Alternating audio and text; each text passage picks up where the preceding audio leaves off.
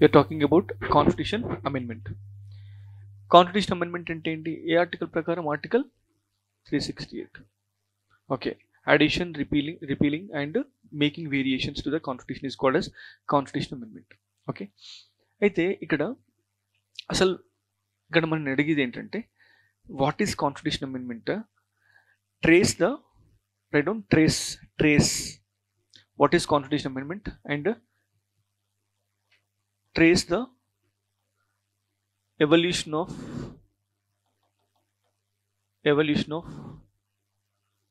basic structure of constitution.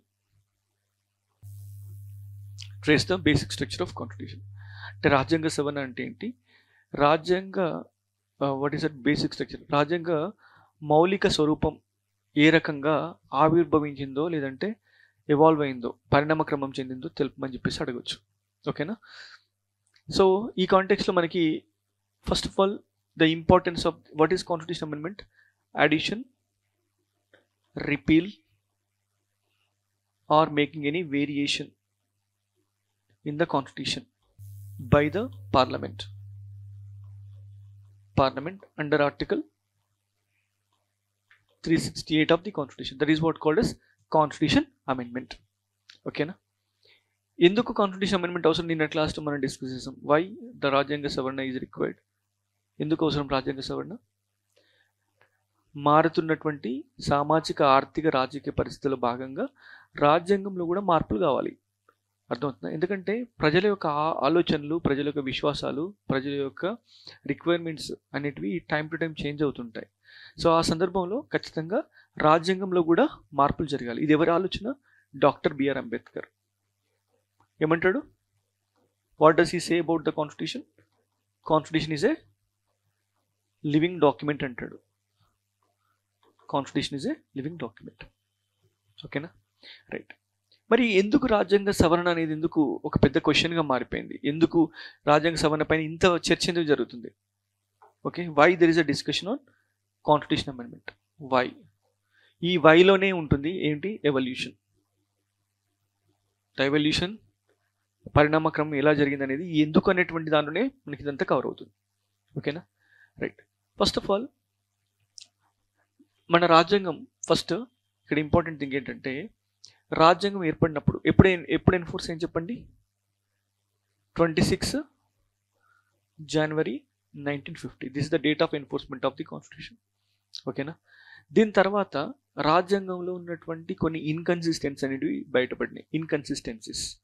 Inconsistency అంటే ఒక part మరొక పార్టీతోనే కాన్ఫ్లిక్ట్ అవ్వడం. ఓకే, ఏంటది? ఎగ్జాంపుల్ చెప్పండి. Fundamental rights started in conflict with DPSP. వీటి మధ్యన ఒక మౌలికమైనటువంటి ఘర్షణ అనేది ఉంది. అర్థమవుతుందా? ఎలా ఉంది ఈ ఘర్షణ? ఎందుకంటే ఫండమెంటల్ రైట్స్ మీరు తీసుకుంటే this guaranteed the right to property. Right to property has been guaranteed by fundamental rights. Is it clear? కానీ social and economic equality, social and economic rights, you can say, these are guaranteed by directive principles of state policy.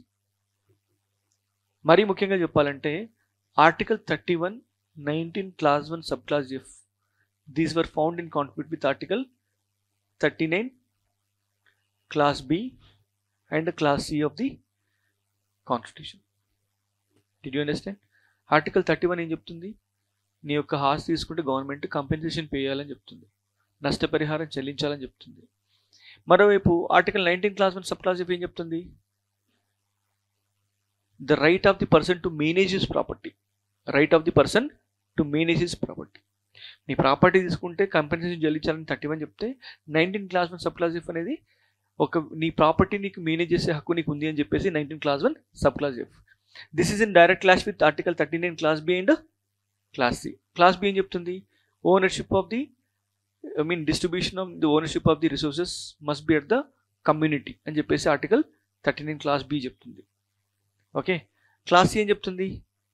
సంపద అనేది సమాజంలో డీకాన్సన్ట్రేట్ అవ్వాలి. డీకాన్సన్ట్రేషన్ of wealth గురించి 39 clause C చెప్తుంది. అర్థమవుతుందా? మరి మన రాజ్యాంగం ఇలాంటి డాక్యుమెంట్. Social document. ఎందుకు? It tries to radically restructure the society. సమాజంలో ఉన్నటువంటి అసమానతలను తొలగించే విధంగా రాజ్యాంగంలో ఫిలాసఫీ ఉంది. కానీ చూడటానికి ఇక్కడ ఏమవుతుంది? Fundamental rights have been given superiority over DPSP. ఎందుకు అంటే fundamental rights are justiciable, DPSP are non justiciable. ఆటోమేటిక్గా రాజ్యాంగం యొక్క రక్షణ దేనికి ఎక్కువగా ఉంది? Fundamental rights. అక్కడి నుంచి మనకు స్టార్ట్ అయింది సమస్య. మరి ల్యాండ్ రిఫార్మ్స్ ఇంప్లిమెంట్ చేయాలంటే చేయొచ్చా? Fundamental rights will become more superior. అందుకని చూడండి, ఈ ఎవల్యూషన్ అనేది ఈ రకంగా చూడొచ్చు. ఓకే, ఫస్ట్ మనకి Kameshwar Singh Prasad versus state of Bihar.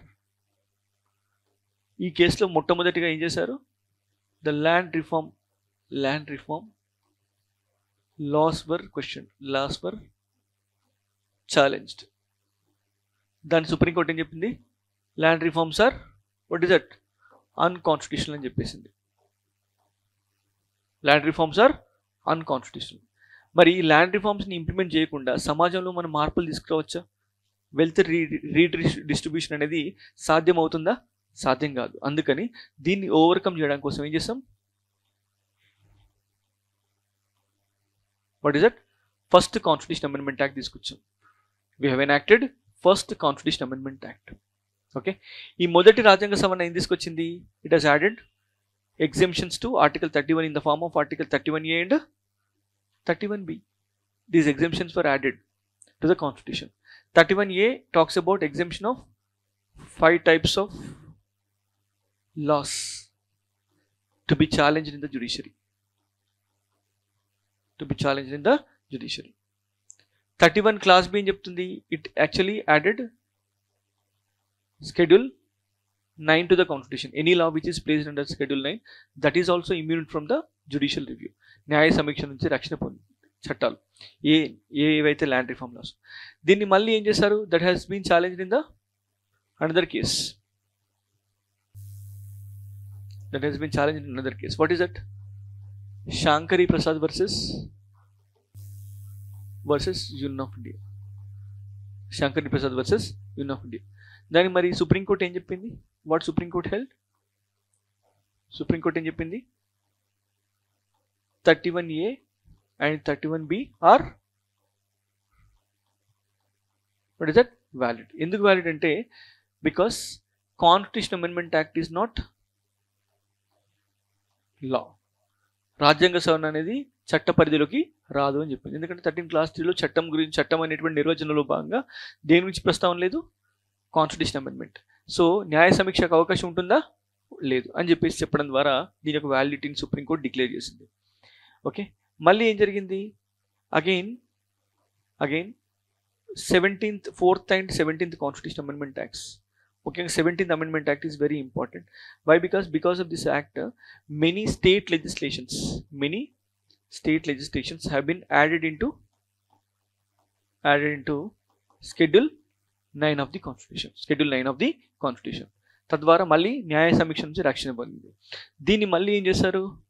ఏ కేసులో? గోలక్నాథ్ వర్సెస్ స్టేట్ ఆఫ్ పంజాబ్లో ఛాలెంజ్ చేశారు. ఇలా ఛాలెంజ్ చేస్తే సుప్రీంకోర్టు చాలా విచిత్రమైన మరియు విభిన్నమైన తీర్పు ఇచ్చింది. ఈ పర్టికులర్ కేసులో ఏం చెప్పింది తెలుసా? What supreme court held? You know, constitution amendment act is nothing but law. Hence, judicial review is available. Okay. So, constitution amendment can be challenged in the court of law అని చెప్పేసి చెప్పింది. దాంతో పాటుగా parliament has no power to amend the constitution. కానీ judiciary ఈ కేసులో ఒక doctrine తీసుకొచ్చింది. ఏంటంటే doctrine of prospective over ruling. Doctrine of prospective over ruling అంటే తెలుసా? అంటే the laws which are enacted till the time of 1967, till the time of this Golaknath case, will not be held to be invalid despite they have violated the constitution. అంటే 1967 వరకు వివిధ చట్టాల ద్వారా, land reform legislations ద్వారా, లేకపోతే రాజ్యాంగ సవరణ ద్వారా కొన్ని ఫండమెంటల్ రైట్స్ని వైలేట్ చేసినప్పటికీ కూడా వాటిని మేము ఏం చేయం, ఇన్వాలిడేట్ చేయం. కానీ ఇవి చేస్తాం, ఇప్పటి నుంచి ఏ చట్టాలు అయితే చేస్తామో అవి ఇన్వాలిడ్ అవుతాయని చెప్పడం ద్వారా ఏ డాక్ట్రిన్ తీసుకొచ్చారు, doctrine of prospective over ruling. Doctrine of prospective over ruling means what ever the amendment acts or laws that have been brought till the time of 1967, those will not be invalidated. Those amendments or those laws which may again violate the property rights right from 1967, they may be subjected to invalidation. That is what called as doctrine of prospective overruling. ఇప్పటివరకు జరిగినవన్నిటిని కూడా మేము మినహాయిస్తున్నాం, కానీ రేపటి నుంచి వచ్చేటి మాత్రం those can be challenge అని చెప్పి సుప్రీంకోర్టు చెప్పింది. దాంతోపాటు ఇంకేం చెప్పింది, fundamental rights are what is that, immutable in character. Immutable in character అంటే అసలు మార్పులకి గురి కానీ ఏంటి, fundamental rights. You can change the fundamental rights. Fundamental rights అనేవి మార్పులకి లోన్ అవ్వవు, అసలు అమెండ్మెంట్ అనే దానితో దీన్ని మార్చలేమని చెప్పేసి గోలక్నాథ్ కేసులో చెప్పడం జరిగింది. అర్థమవుతుందా? అదేవిధంగా రాజ్యాంగాన్ని సవరించాలంటే ఏముండాలట, కాన్స్టిట్యూయెంట్ అసెంబ్లీ కావాలట, unit elected body similar to that of the America constitution convention అని చెప్పాం కదా, అట్లాంటి ఒక కాన్స్టిట్యూషన్ కన్వెన్షన్ ఎస్టాబ్లిష్ చేయాలని చెప్పేసి సుప్రీంకోర్టు చెప్పింది. మరి ఇది రాజ్యాంగ లక్ష్యానికి విరుద్ధమా, రాజ్యాంగ లక్ష్యానికి అనుగుణంగా ఉందా? విరుద్ధంగా ఉంది. ఎందుకు విరుద్ధంగా ఉంది చెప్పండి, ఎందుకు చెప్పండి. డాక్టర్ బిఆర్ అంబేద్కర్ ఏమంటున్నాడు, constitution is nothing but living document. మరి ఈ పర్టికులర్ తీర్పు వల్ల ఆ పర్టికులర్ ఆబ్జెక్టివ్ అనేది నెరవేరుతుందా? నెరవేరట్లేదు. Because you are making the constitution extremely rigid. That is not the objective of the constitution makers. రాజ్యాంగ నిర్మాతల యొక్క ఆలోచన అది కాదు. రాజ్యాంగాన్ని ఎలా తయారు చేయడం, ప్రజల యొక్క ఆలోచనలకి, ఆస్పిరేషన్స్కి రెస్పాండ్ అయ్యేలాగా చేయడం, అంతేగాని పూర్తిగా అమెండ్మెంట్ ప్రాసెస్కి డోర్స్ క్లోజ్ చేయడం కాదు. ఇది గోలక్నాథ్ కేసులో. దీని తర్వాత పార్లమెంట్ ఏం చేసింది, what parliament has enacted, you know, Parliament has enacted 2 amendment acts. Okay, one is 24th Constitutional Amendment Act and 25th Constitutional Amendment Act. Okay, ఈ 24th Amendment Act in తీసుకొచ్చింది, this has added Article 13 Clause 4 and also amended Article 368 stating that Constitutional Amendment Act is not, what is it, law. Hence no judicial review is, what is that, available. Parliament power to amend the constitution is unlimited. అంటే పార్లమెంట్కి రాజ్యాంగాన్ని సవరించే విషయంలో అపరిమితమైన అధికారాలు ఉన్నాయని చెప్పేసి ఏ amendment act చెప్తుంది, 24th constitution amendment act. 25th amendment act ఏం చేసింది, it has added article 31C. Okay, ఏంటి article 31C? In order to implement 39 Clause B and Clause C, if Article 14, 19 are violated, what is not available? Judicial review. Judicial review is not available అని చెప్పేసి చెప్పింది. అంటే తద్వారా DPSP has been given superiority over fundamental rights. Okay, దీన్ని మళ్ళీ ఏ కేసులో challenge చేశారు, Kesavananda Bharati case. Kesavananda Bharati versus state of Kerala 1973. ఇది చాలా important case, very landmark case. నేను చెప్పాను కదా ల్యాండ్ మార్క్ కేసు అంటే ఏంటి, ఓకేనా? ఎస్, అంటే ఈ పర్టికులర్ కేసు యొక్క కాన్సిక్వెన్స్ ఏంటి తెలుసా? సుప్రీంకోర్టులో ఏమని ఛాలెంజ్ చేశారు సార్, గోలక్నాథ్ కేసులో చెప్పిన అన్ని కూడా వైలేట్ చేశారు సార్. మళ్ళీ parliament has no power to amend the fundamental rights అని చెప్తే మళ్ళీ అమెండ్ చేశారు by adding article 31C. Okay, కాబట్టి please overrule this particular or invalidate this particular 24th and 25th amendment act అని చెప్పేసి challenge చేస్తే supreme court ఏం చెప్పిందంటే, supreme court said what is that, both 31 that is Article 24th and 25th Constitution Amendment Acts are, what is it, valid. Parliament has power to amend any part of the Constitution. Any part of the constitution. రాజ్యాంగాన్ని సవరించే అధికారం పార్లమెంట్కి ఉంది, ఏ part అయినా amend చేయొచ్చు అని చెప్పింది. కానీ but ఏం చెప్పింది అంటే, ఇంకోటి ఏం చెప్పింది, కాన్స్టిట్యూషన్ అమెండ్మెంట్ పైన ఏది అవైలబుల్గా ఉండదంట, judicial review is not available. But however any constitution amendment could be valid, but it shall not be violating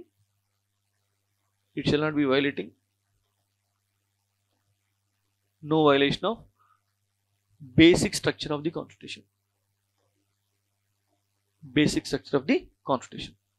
Okay, అర్థమవుతుందా?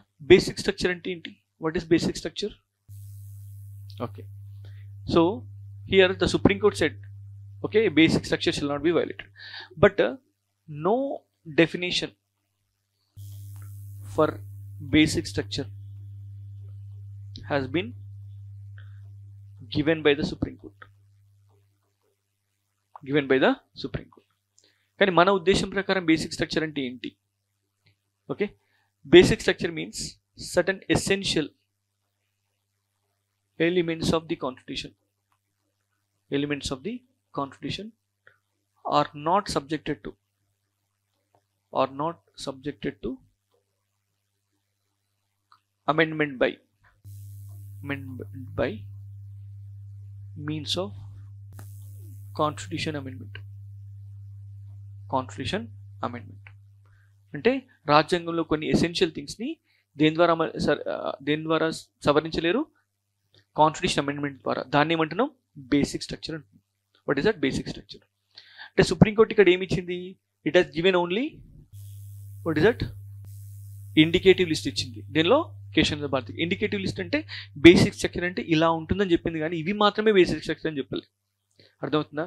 ఎందుకంటే it did not want to define the complete basic structure then and there itself. Why? Because if it is defined in a complete sense, Parliament may find some other method to amend such features of the constitution. Parliament ఏం చేయొచ్చు, మిగతా ఏదైనా మార్గాల ద్వారా వాటిని కూడా సవరించేటువంటి ప్రయత్నం చేయొచ్చు. అందుకని it did not give anything what is concretely basic structure. It has given only ఎలాంటి లిస్ట్ ఇచ్చింది? ఇండికేటివ్ లిస్ట్, సూచన ప్రాయంగా మాత్రమే తెలిపింది. ఓకే, ఏంటి ఆ బేసిక్ స్ట్రక్చర్ చెప్పండి? What are the elements of the basic structure? Basic structure అనేది ఒకే కేసులో ఎస్టాబ్లిష్ అయింది కాదు. ఒరిజిన్ అనేది కేశవ భారతి కేసులో ఉన్నప్పటికీ కూడా అది కేస్ టు కేస్ బేసిస్లో ఇవాల్వ్ అయింది. అర్థమవుతుందా? Right down. Basic structure has been evolved in case to case basis. Basic structure has evolved in case to case basis. అంటే కేసు తర్వాత మరొక కేసులో మనకి ఎవాల్వ్ అవుతూ కనిపిస్తుంది. Okay,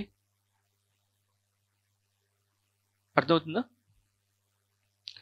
The basic structure has been pronounced by Supreme Court. The doctrine of basic structure has been pronounced by Supreme Court for the first time in Keshananda Bharati case. Okay, రాజ్యాంగ మౌలిక స్వరూప సిద్ధాంతాన్ని మొట్టమొదటిగా supreme court Keshava Bharati కేసులో ప్రస్తావించింది. Okay, in this case Supreme Court did not give the complete list. What constitutes a basic structure? అసలు basic structure అంటే పూర్తి స్వరూపాన్ని, పూర్తి రూపాన్ని సుప్రీం కోర్ట్ ఇవ్వలేదు.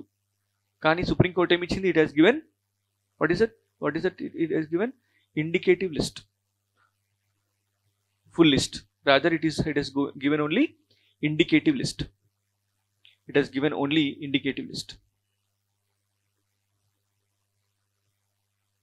Okay, these include supremacy of the constitution. Okay, separation of powers, democratic and republic,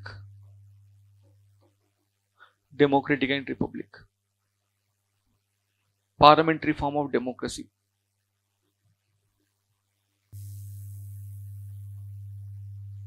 independent judiciary, federalism, etc. Okay, అర్థమవుతుందా? అంటే ఈ బేసిక్ స్ట్రక్చర్ డాక్ట్రిన్ ఎలా ఉంది అని చెప్పా? It has evolved from case to case basis. Okay, genesis వచ్చేసి Keshava Bharati case, కానీ expansion వచ్చేసి remaining cases. For example supreme court in various cases. For example Minerva Mills versus union of India. దీనిలో ఏం చెప్పింది? What is that? Judicial reviews basic structure. Okay, తర్వాత Indira Gandhi versus Raj Narain. Supreme court tells that rule of law is basic structure. మీకు తెలుసు 39th constitution amendment act. దీని ప్రకారం ఏం చేశారు? ఆర్టికల్ 329A యాడ్ చేశారు. ఎందుకు? In order to give immunity for the office of the president, vice president, prime minister and speaker. These offices and their election cannot be challenged in the judiciary. Okay, దీన్ని nullify చేస్తూ supreme court ఏం చెప్పింది? దీన్ని invalidate చేస్తూ rule of law is basic structure. కాబట్టి supreme court all of sudden చెప్పలే basic structure ఇవన్నీ అని చెప్పేసి, కేస్ టు కేస్ బేసిస్. అలాగే మీరు చూస్తే, అలాగే in another case that is S R Bommai versus what is that? Union of India. దీనిలో ఏం చెప్పింది? Secularism is basic structure of the constitution. Secularism is what? Basic structure of the constitution. Secularism is basic structure of the constitution. అలాగే తర్వాత మీరు ఇంకా చూస్తే Kihoto హొల్లాహన్ versus జచ్లుకేస్. ఇందులో కూడా ఏం చెప్పింది? Judicial reviews basic structure. Judicial reviews basic structure. Okay, అలాగే 4th judges case, supreme court advocate on record association versus union of India. దీనిలో ఏం చెప్పింది? Judicial independence is basic structure. మీకు తెలుసు కదా, ఈ పర్టికులర్ కేసులో సుప్రీంకోర్టు ఏం చెప్పింది? ఎన్జేఏసి ఈజ్ అన్కాన్స్టిట్యూషనల్ అని చెప్పింది. That is 99th constitution amendment act has been invalidated by the supreme court. అంటే ఇదంతా కూడా మీకు ఏం కనిపిస్తుంది? There is an evolution of basic structure doctrine. Okay, అంటే మనకి శాంకరి ప్రసాద్ నుంచి గోలక్నాథ్ కేసు వరకు ఒక ఫేజు, గోలక్నాథ్ నుంచి కేశవానంద భారతి కేసు వరకు మరొక phase, and Kesavananda Bharati case నుంచి ఆ తర్వాత దిస్ ఈజ్ అనదర్ ఫేజ్. ఈ రకంగా we can see the expansion of the what is the concept of basic structure. అసలు గోలక్నాథ్ కేసులో కూడా బేసిక్ స్ట్రక్చర్ గురించి రిఫరెన్స్ ఉంది కానీ బట్ నాట్ కన్సాలిడేటెడ్గా లేదు. ఎందుకంటే fundamental rights are immutable in character. వీటిని మనం మార్చలేమని చెప్పి సుప్రీంకోర్టు అన్నదంటే సుప్రీంకోర్టు ఇంటర్నల్గా ఏది గుర్తించినట్టు? Fundamental rights are basic structure, foundations of the constitution అని గుర్తించినట్టే. కానీ ఆ కాన్సెప్ట్ క్లియర్గా కన్సాలిడేట్ అయిన కేసు ఏంటి? కేశవానంద భారతి కేసు. ఆ తర్వాత నుంచి ఎక్కడెక్కడైతే ఎగ్జిక్యూటివ్ నుంచి మనకి లేదంటే లెజిస్లేచర్ నుంచి అమెండ్మెంట్ యాక్ట్ ద్వారా ఎక్కడైతే కాన్స్టిట్యూషన్కి ఛాలెంజెస్ వస్తున్నాయో వాటన్నింటినీ డిఫెండ్ చేయడం కోసం, వాటి నుంచి రాజ్యాంగాన్ని రక్షించుకోవడం కోసం ఏ డాక్ట్రిన్ వచ్చింది? Basic structure. This is what the evolution of basic structure. అర్థమవుతుందా? రైట్. ఏం రాస్తారు eventually? What you write eventually? Write down the positive features of basic structure. Positive features of basic structure. ఏంటి ఆ పాజిటివ్ ఫీచర్ చెప్పండి? ఏ రకంగా basic structure important అంటే? Positive features అంటే ఏమంటాం? అంటే బెనిఫిట్స్ అన్నమాట, ఉపయోగాలు. Okay, positive features of basic structure. First and foremost important thing is supremacy of the constitution.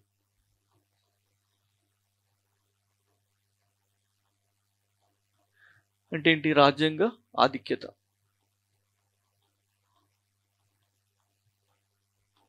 రాజ్యాంగ ఆధిక్యత. ఓకే. రెండవది ఏంటంటే నో రాడికల్ డిపార్చర్ ఫ్రమ్.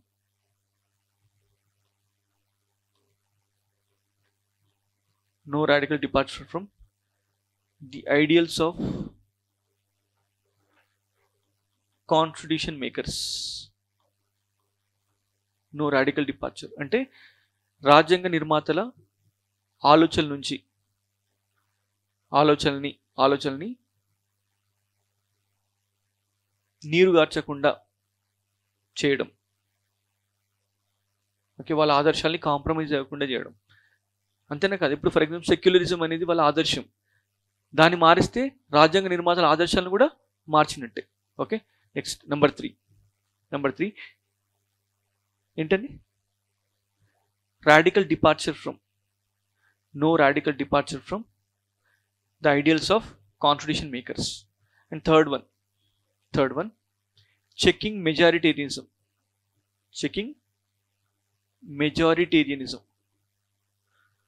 మెజారిటేరియనిజం అంటే అసలు ప్రజాస్వామ్యం అంటేనే మెజారిటీ మైనారిటీ యొక్క బ్యాలెన్స్ అండ్ ఇంబ్యాలెన్స్. ఓకే, రాజ్యాంగ సవరణ అనేది మెజారిటీ ఒపీనియన్ ద్వారా జరుగుతుంది, కానీ మెజారిటీ ఒపీనియన్ ద్వారా రాజ్యాంగ స్వరూపాన్ని దెబ్బతీసే అవకాశం మాత్రం ఇవ్వకుండా బేసిక్ స్ట్రక్చర్ అనేది కాపాడుతుంది. కాబట్టి checking majoritarianism. And next one giving importance to fundamental rights. Checking majoritarianism అంటే మెజారిటీ. ఓకే, మెజారిటీ అంటే ఒక రకంగా చెప్పాలంటే మైనారిటీ హక్కుల యొక్క పరిరక్షణ, మైనారిటీల హక్కుల యొక్క పరిరక్షణ. అలాగే గివింగ్ ప్రొటెక్షన్ టు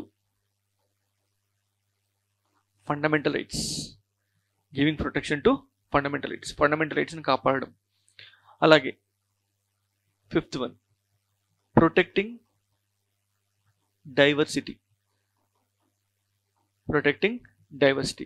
డైవర్సిటీని అంటే మనకి భిన్నత్వాన్ని కాపాడడం.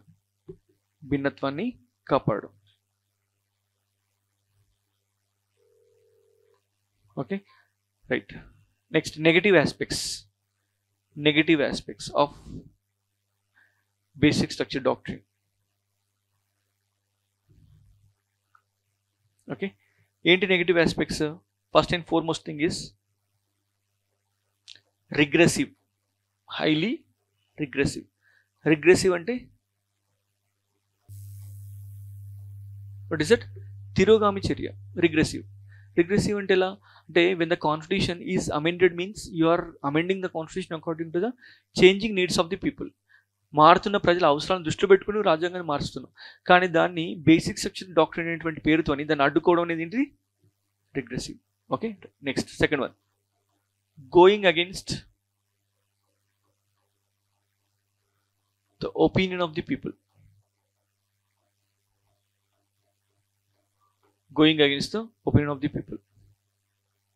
Okay, and next one non-elected tyranny.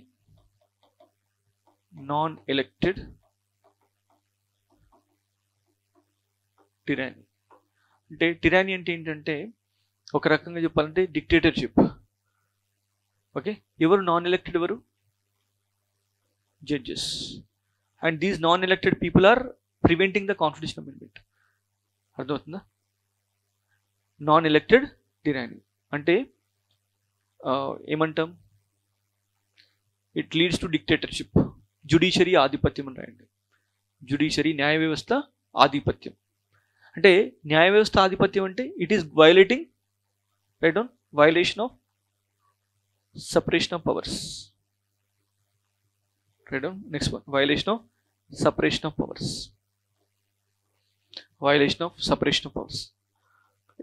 ఎలా వైలేషన్? పార్లమెంట్ పనే కదా రాజ్యాంగాన్ని సవరించడం. ఓకే, అలాంటి పనిలోకి ఇది ఇంటర్వ్యూన్ అవుతుంది. Okay, that's why it is violation of separation of power. And obstructing administrative reform. obstructing administrative reform. ఇప్పుడు for example NJAC was declared to be invalid.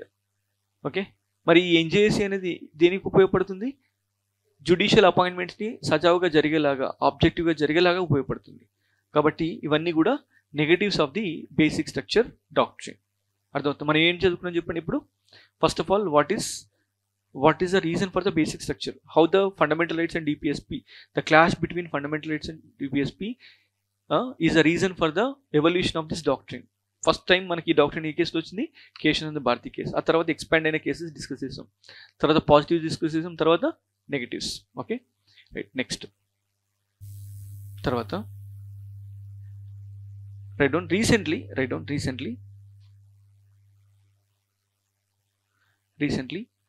the Chief Justice of India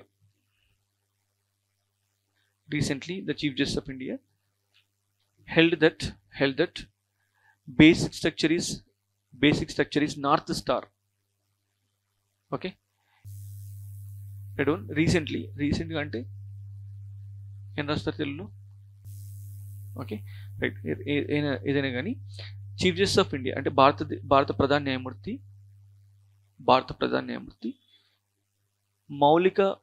రాజ్యాంగ మౌలిక స్వరూప సిద్ధాంతాన్ని ఉత్తర ధ్రువ నక్షత్రంగా పోల్చారు. Recently the chief justice of India held that the basic structure of the constitution is north star, is like north star.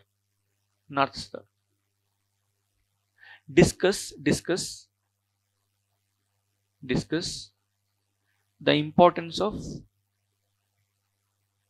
of basic structure. Discuss the importance of basic structure. Okay, ఇప్పటిదాకా రాసిందంతా కూడా దానికి answer. Did you understand? ఇప్పటిదాకా మనం ఏదైతే positives and negatives రాసామో that is the answer for this particular question. Okay,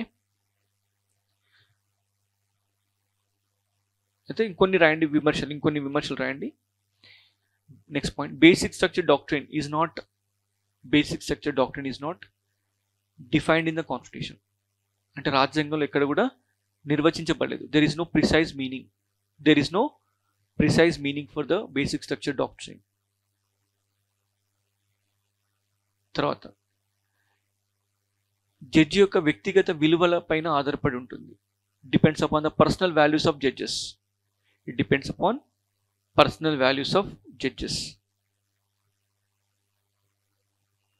next point, this also జడ్జిల యొక్క వ్యక్తిగత విలువల ఆధారంగా ఈ సిద్ధాంతం అనేది నిర్వచించబడుతుంది. ఓకే, తర్వాత నెక్స్ట్ ఏం చెప్పాను? It prevents the evolution of constitution.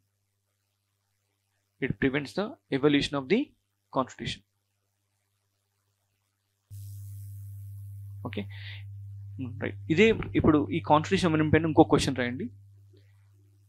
The power of parliament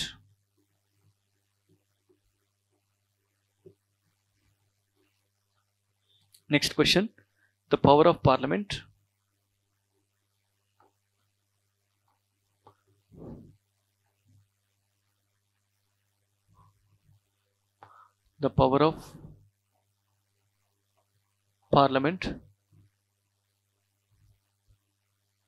to amend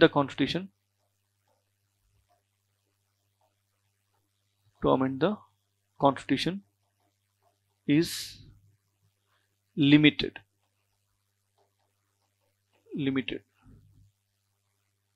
It cannot be reduced to, and it cannot be reduced to an absolute power.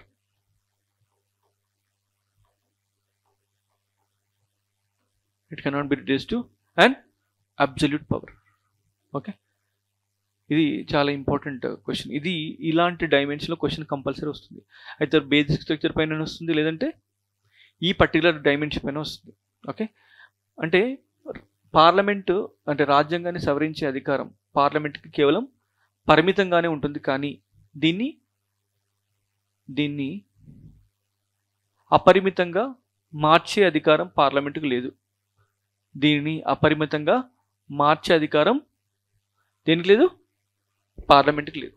Parliament has no power to change this power into absolute sense. Okay, discuss. Okay, right. ఎందుకు పార్లమెంట్కి first of all దీనిలో introduction ఏం రాస్తారు? Context of the constitution amendment రాస్తారు. Write down introduction. Okay, write down. The constitution makers with their noble vision, empowered the parliament to amend the constitution. రాజ్యాంగ నిర్మాతలు వాళ్ళ యొక్క ఆదర్శ భావాల చేత పార్లమెంటుకి రాజ్యాంగాన్ని సవరించే అధికారాన్ని ఆర్టికల్ 368 ద్వారా ఇవ్వడం జరిగింది. ఆర్టికల్ 368 ద్వారా ఇవ్వడం జరిగింది. Okay, this power ensures the parliament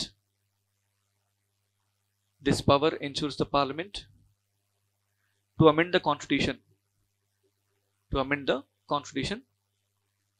according to the changing needs of the people, according to the changing needs and aspirations of the people, to amend the constitution. ఏం చెప్పా? amend the constitution. No, parliament has empowered the constitution has empowered the parliament to amend the constitution to respond to the changing needs of the people, needs and aspirations of the people. ఈ అధికారం ద్వారా ప్రజల అవసరాలు, ఆశయాలకు అనుగుణంగా ప్రజల ఆశయాలు మరియు ఆకాంక్షలకు అనుగుణంగా రాజ్యాంగంలో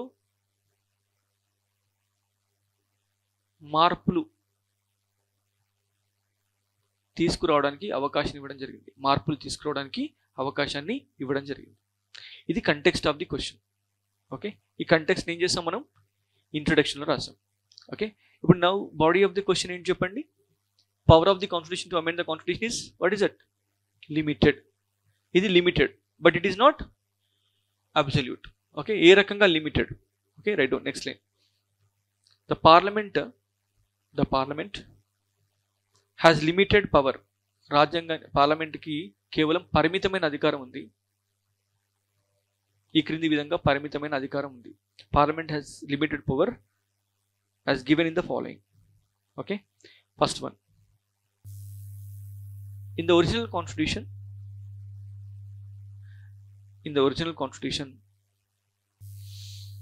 the power under article 368 is limited. The power under article 368 in the 368 is limited. అంటే ఒరిజినల్ కాన్స్టిట్యూషన్ అంటే ఏంటి? అసలు రాజ్యాంగంలో ఆర్టికల్ 368 ప్రకారం పార్లమెంట్ యొక్క అధికారాలు చాలా పరిమితమైనవి. Number 2, the Indian Constitution provides separation of powers.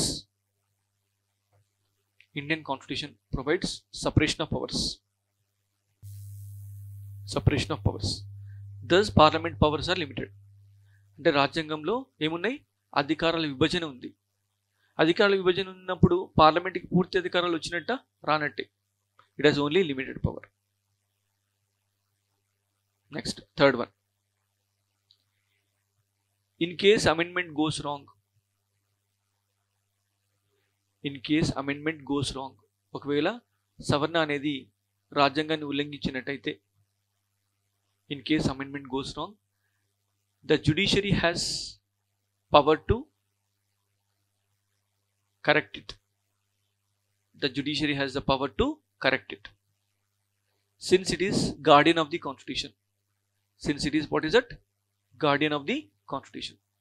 అంటే రాజ్యాంగ సవరణ అనేది ప్రాథమిక హక్కులకి ఉల్లంఘనగా మారితే ఏం చేయొచ్చు, జ్యుడిషియరీ న్యాయ సమీక్ష ద్వారా దాన్ని ఏం చేయొచ్చు, ఇన్వాలిడేట్ చేయొచ్చు, అంటే రద్దు చేసే అధికారం ఉంది, రద్దు చేసేటువంటి అధికారం ఉంది. ఓకే, నెక్స్ట్ రాజ్యాంగ నిర్మాతల ఆలోచనల ప్రకారం, రాజ్యాంగ నిర్మాతల ఆలోచన ప్రకారం రాజ్యాంగ సవరణ అనేది నిర్మాణాత్మకంగా ఉండాలి. రాజ్యాంగ నిర్మాతల ఆలోచన ప్రకారం రాజ్యాంగ సవరణ అనేది ఎలా ఉండాలి, నిర్మాణాత్మకంగా ఉండాలి. ఉదాహరణకి డాక్టర్ బిఆర్ అంబేద్కర్ రాజ్యాంగాన్ని ఏమంటాడు, లివింగ్ డాక్యుమెంట్ అంటాడు. Constitution is called as living document. Okay right, సజీవ గ్రంథం అంటాడు ఎవరు, doctor B R Ambedkar. Okay, according to constitution makers, Constitution amendment requires to be constructive in nature. అంటే ఎలా ఉండాలి, నిర్మాణాత్మకంగా ఉండాలి. Example, doctor Ambedkar says constitution is living document.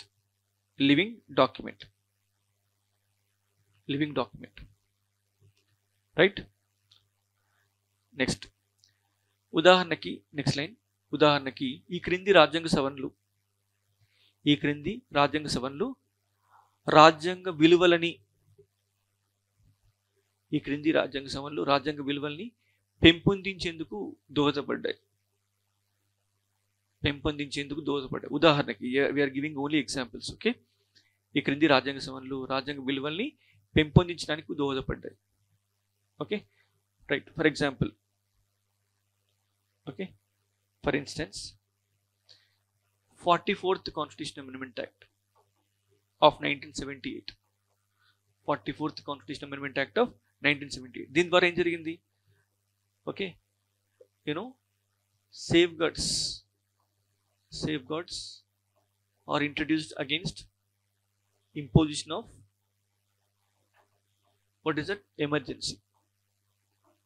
Okay, అత్యవసర అధికారాలపైన పరిమితులు విధించబడ్డాయి. తద్వారా రాజ్యాంగ విలువలు పెంపొందించబడినాయా లేదా, పెంపొందించబడినాయి.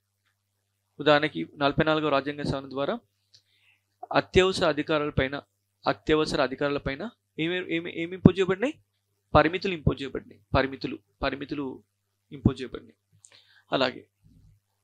అలాగే తర్వాత next, according to 52nd Constitutional Amendment Act 1985.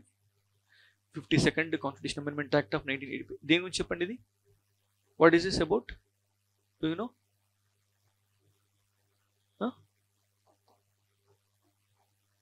Anti defection act, ఫిరాయింపుల నిరోధక చట్టం. దీని ద్వారా ప్రజాస్వామ్యంలో అనైతిక పార్టీ మార్పుల్ని ఏం చేశాయి, ఒక రకంగా 40 ఫిరాయింపుల్ని రాజ్యాంగపరంగా మనం పరిష్కరించడానికి ఇది ఉపయోగపడింది. ఓకే, ఆ సమస్యని ఓవర్కమ్ చేయడానికి. అలాగే 61st Constitutional Amendment Act of 1988 దేనికి సంబంధించింది, 61st Constitutional Amendment Act. Okay, article 326ని సవరించాం. దేనికోసం, మినిమం ఏజ్ని వాట్ ఈస్ దట్ 21 ఇయర్స్ నుంచి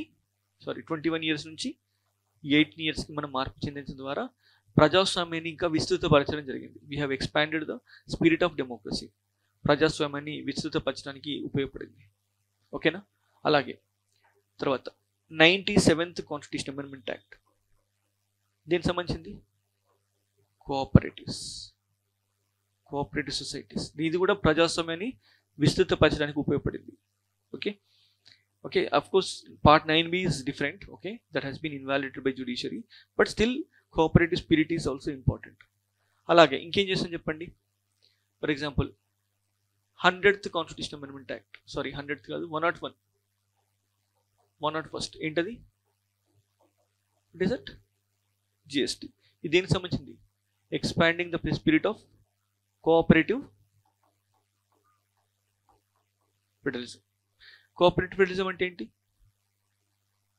సహకార సమాఖ్య. అంటే there will be a kind of cooperation between center and states in order to uphold the public interest. Public interest అంటే రాష్ట్రాలు కేంద్రాల మధ్యన అధికారాల విభజన ఉన్నప్పటికీ కూడా the state government will be complementing the functions of or performance of the central government. Central government will also be extending the same cooperation to the states. అంటే ఒక రకంగా చెప్పాలంటే jointness of action or the common action on part of the central government and state government to uphold the constitutional spirit. అంటే రాజ్యాంగ స్ఫూర్తిని పెంపొందించడానికి కేంద్ర రాష్ట్రాల మధ్యలో జరిగేటువంటి సమన్వయం, సహకారం, అదేవిధంగా kind of a concerted action అంటే కలిసి నడిచేటువంటి ఒక విధానాన్ని ఏమంటున్నాం? Cooperative federalism. ఆ కోఆపరేటివ్ ఫెడరలిజంని మనకి ఎగ్జాంపుల్గా చూపించినటువంటి అమెండ్మెంట్ ఏంటి? 101 ఆర్టికల్ 279 జిఎస్టీ కౌన్సిల్ అదొక కోఆపరేటివ్ ఫెడరలిజంకి అదొక ఎగ్జాంపుల్. ఓకేనా? రాజ్యాంగ ఔన్నత్యాన్ని పెంచేటువంటి సవరణ అన్నమాట ఇది. అలాగే నెక్స్ట్ 103 కాన్స్టిట్యూషన్ అమెండ్మెంట్ యాక్ట్ ఏంటది? ఈడబ్ల్యూఎస్ అంటే ఇన్ఈక్వాలిటీ ఏ రూపంలో ఉన్న కాన్స్టిట్యూషన్ ఎదుర్కొంటుంది అనే ఒక మెసేజ్ ఉంది. ఓకే, అలాగే 106 కాన్స్టిట్యూషన్ అమెండ్మెంట్ యాక్ట్ దేనికి సంబంధించింది? Women representation. ఇక్కడ Lok Sabha and state legislative assemblies. Okay, women reservation. So this is how the Constitution Amendment Act is very much constructive. Constitution Amendment Act is what? Constructive. చాలా నిర్మాణాత్మకమైంది. Okay, చాలా నిర్మాణాత్మకమైంది. Okay, right. However, there were certain amendment acts which has conflicted with the constitutional spirit. కానీ కొన్ని సమయాల ద్వారా రాజ్యాంగ స్ఫూర్తి అనేది దెబ్బతింది. ఏ అమెండ్మెంట్స్ ద్వారా? ఎగ్జాంపుల్ చెప్పగలుగుతారా? Any amendments of that kind? What are the amendments? Example 25th constitution amendment act 25th. దానిలో ఆర్టికల్ 31(c)లో క్లాస్ 2 ఉంది. ఇదేం చెప్తుంది తెలుసా? Okay, no policy giving effect to Article 31(c) Clause 1 can be challenged in judiciary. What is that? Judiciary. Okay, A policy అయినా Article 31 Clause C Clause 1 Article 31(c) Clause 1 కి సంబంధించినటువంటి provision implement చేయడానికి ఏదైనా అమలు పరిస్తే దాన్ని న్యాయ వ్యవస్థలో ఛాలెంజ్ చేయడానికి లేదని చెప్తుంది. అంటే ఏంటి? 31(c) Clause 1 ఏం చెప్తుంది? In order to implement 39 Clause B and Clause C if you violate 14 and 19 it is not unconstitutional అని చెప్పింది. there is no judicial review అని చెప్పింది. ఓకే, కేవలం దాన్ని మాత్రమే కాదు, ఈవెన్ పాలసీని కూడా క్వశ్చన్ చేయొద్దని చెప్పింది. అంటే ఇది ఒక రకంగా చెప్పాలంటే దేనికి వైలేటివ్ ఇది? judicial review. అర్థమవుతుందా? no policy giving effect to 31 Clause C Clause 31(c) Clause 1 can be challenged in the judicial. A విధానమైన 31(c) Clause 1లో ఉన్నటువంటి ప్రకరణని అమలు చేయడానికి తీసుకొస్తే దాన్ని న్యాయ వ్యవస్థలో ప్రశ్నించడానికి లేదు, న్యాయ సమీక్షకు అవకాశం లేదని చెప్పేసి చెప్పడం ద్వారా ఈ జ్యుడిషియల్ రివ్యూని వ్యాలిడ్ చేస్తుంది. అలాగే next 42nd constitution amendment act. Okay, దీనిలో ఏం చేశారంటే article 31(c) has been amended. Article 31(c) again amended. ఏమని అమెండ్ చేశారు తెలుసా? What it has amended you know? No such policy. అంటే ఫర్ ఎగ్జాంపుల్ యాక్చువల్గా 25th అమెండ్మెంట్ యాక్ట్ ద్వారా 39 Clause B మరియు Clause C గురించి మాట్లాడితే దాన్ని రీప్లేస్ చేస్తూ entire DPSP, if all the DPSP okay if these are implemented in that course 14-19 are violated, no judicial review is available. Okay, ఇనిషియల్గా 39 Clause B Clause C మాత్రమే 14-19 పైన ఒక over riding effect ఇస్తే 42nd amendment act ద్వారా entire DPSP has been given the superiority or supremacy. Okay, ఇది రైటా రాంగా? Wrong. Okay, ఈ సెకండ్ క్లాస్ ఏదైతే ఉందో దీన్ని సుప్రీంకోర్టు కేశవానంద భారతి కేసులో కొట్టేసింది. దీనిలో ఈ పర్టికులర్ అమెండ్మెంట్ని మినర్వా మిల్స్ కేసులో Minerva Mills versus union of ఇండియాలో సుప్రీంకోర్టు ఏమన్నది, judicial review is basic structure of the constitution అని చెప్పింది. Basic structure of the constitution అని చెప్పింది. అలాగే ఇదే 42వ రాజ్యాంగ సవరణ ద్వారా మరొక ఇంపార్టెంట్ చేంజ్, ఆర్టికల్ 368లో క్లాస్ 4 అండ్ క్లాస్ 5 కూడా యాడ్ చేయడం జరిగింది. ఇవి రెండు కూడా దేన్ని స్ట్రైక్అవుట్ చేస్తున్నాయి, జ్యుడిషియల్ రివ్యూని ఏం చేస్తున్నాయి, ఓవర్ రైడ్ చేస్తున్నాయి. దీన్ని కూడా అన్కాన్స్టిట్యూషన్ అని చెప్పి సుప్రీంకోర్టు ఈ మినర్వా మిల్స్ కేసులో కూడా డిక్లేర్ చేయడం జరిగింది. అంటే మీకు అర్థమవుతుంది, ఎక్కడైతే రాజ్యాంగ విరుద్ధంగా ఉంటే వాటిని కూడా జ్యుడిషియల్ ఏం చేస్తుంది, నలిఫై చేస్తుంది. ఓకే, అలాగే తర్వాత 39th కాన్స్టిట్యూషన్ అమెండ్మెంట్ యాక్ట్, ఇందాక చెప్పా 39th constitution amendment act which has added article 329A invalidated in which case, ఏంటండి ఏది, 39th constitution amendment act, 39th constitution amendment act of 1975. Okay, దేన్ని అమెండ్ చేసింది, article 329 added article 329A. Okay, Article 329A, which exempts the challenge of the elections of President, Vice President, Prime Minister and Supreme Court, Speaker. Okay, 39వ రాజ్యాంగ సవరణ ద్వారా add మనకి రాజ్యాంగంలో చేర్చబడినటువంటి article 329A ప్రకారం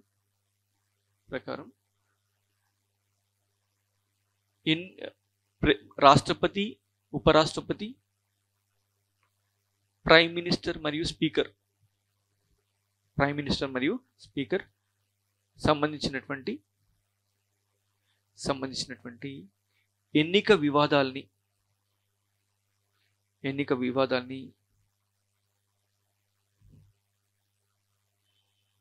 సుప్రీంకోర్టులో అంటే జ్యుడిషియరీ న్యాయ వ్యవస్థలో ప్రశ్నించడానికి వీల్లేదు. తద్వారా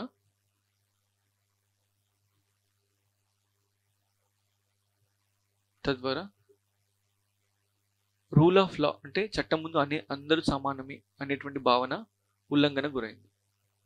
చట్టం ముందట అందరూ సమానమే అనేటువంటి భావన ఉల్లంఘన గురైంది. దీన్ని సుప్రీంకోర్టు ఇందిరాగాంధీ వర్సెస్ రాజనారాయణ కేసులో రద్దు చేసింది.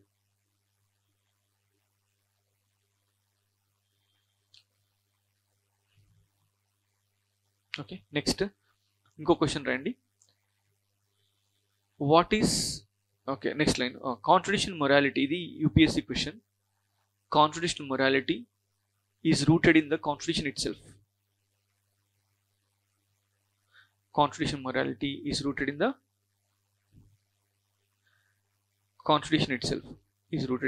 constitution itself.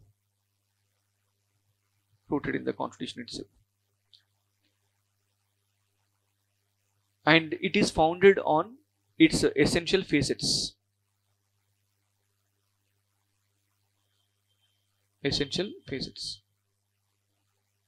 Founded on essential facets, FACETS. It is founded on essential facets.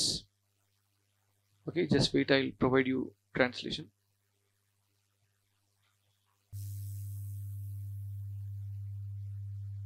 Okay, భారత రాజ్యాంగం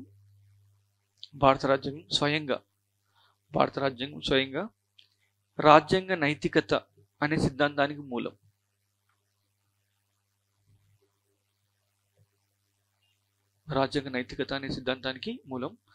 ఈ సిద్ధాంతం రాజ్యాంగంలో ముఖ్యమైన అంశాలపైన ఆధారపడి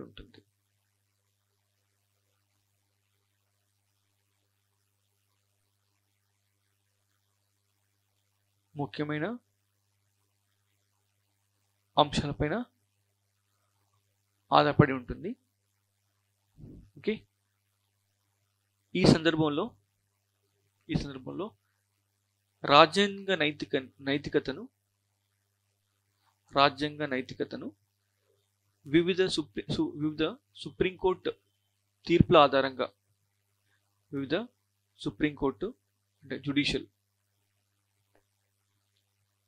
తీర్పుల ఆధారంగా వివరించము.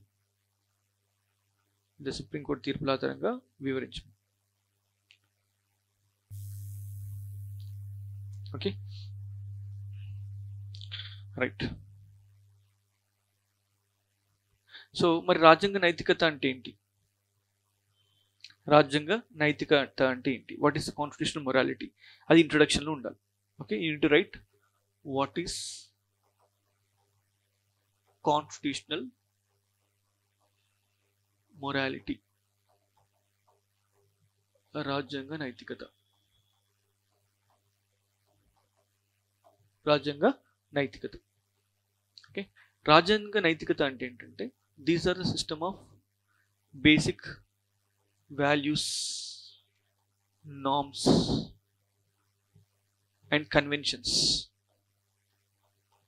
రాజ్యాంగ నైతికత అంటే ఏంటి? Values, norms, conventions associated with constitution and law, which guide behavior of institutions, public institutions and general public. That is what called as constitutional morality.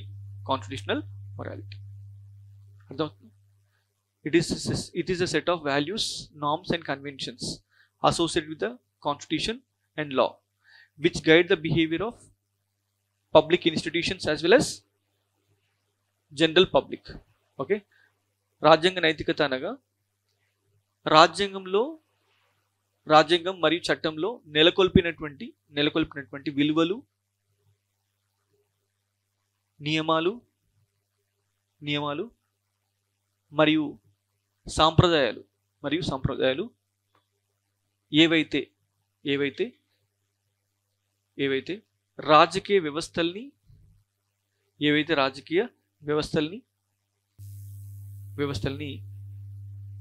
మరియు వాటి పనితీరుని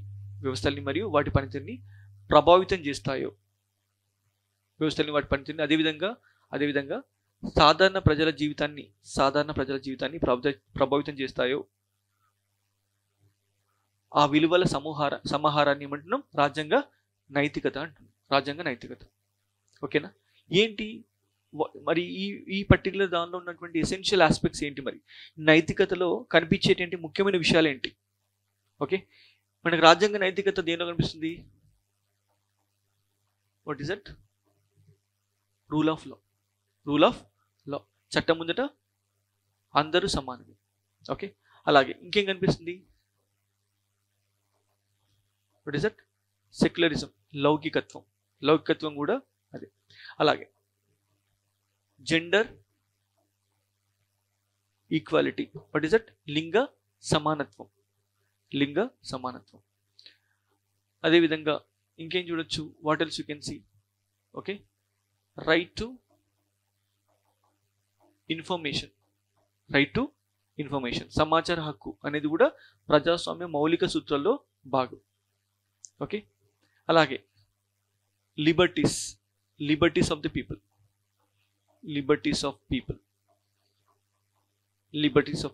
ప్రజల యొక్క స్వేచ్ఛ. అలాగే ఇంకేంటి? What else you can identify? Okay, out of constitutional values. Okay, separation of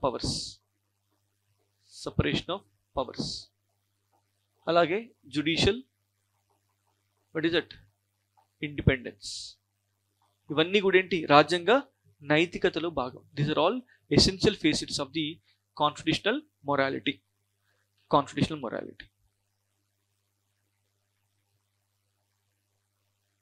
okay, ఈ లిబర్టీస్లో చూస్తే మీకు ఏమేమి కనిపిస్తున్నాయి? ఆర్టికల్ 19 నుంచి article 21, free movement, free speech,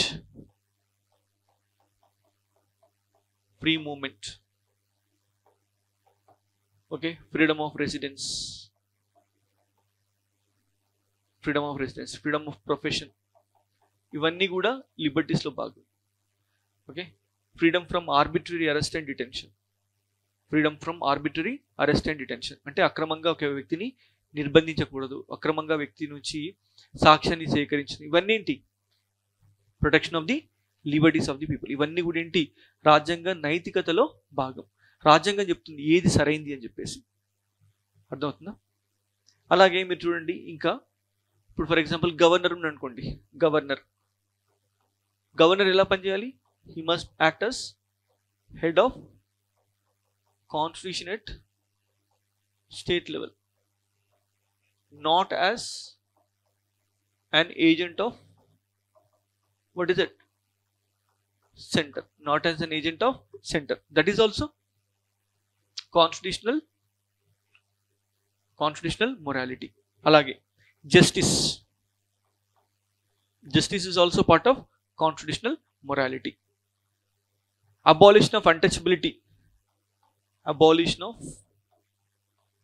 untouchability, that is prohibition of discrimination is also part of constitutional morality. అర్థమవుతుందా? ఇవన్నీ కూడా రాజ్యాంగ నైతికతలో భాగం. అర్థమవుతుందా? మరి సుప్రీంకోర్టు ఏ కేసులో ఏం చెప్పింది? Explain the concept of constitutional morality. Okay, అర్థమవుతుందా? Right down the constitutional morality guides in the better functioning of democracy. ప్రజాస్వామ్య వ్యవస్థ సరైన దిశలో పనిచేయడానికి ఈ రాజ్యాంగ నైతికత అనేది తోడ్పడుతుంది. Yes, constitutional morality guides the democratic functioning of the institutions. Thus it strengthens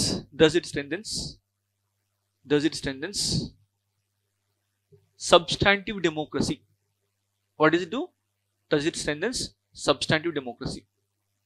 అంటే సబ్స్టాంటివ్ డెమోక్రసీని బలపరచడానికి, సబ్స్టాంటివ్ డెమోక్రసీ ట్రాన్స్లేట్ చేయండి, సబ్స్టాంటివ్ డెమోక్రసీని బలపరచడానికి ఈ రాజ్యాంగ నైతికత అనేది ఉపయోగపడుతుంది. అర్థమవుతుందా? అంటే రాజ్యాంగం లక్ష్యాలు సాధించడానికి ఈ రాజ్యాంగ నైతికత అనేది ఉపయోగపడుతుంది. రైట్. నెక్స్ట్, ఈ క్రమంలో సుప్రీంకోర్టు ఇన్ దిస్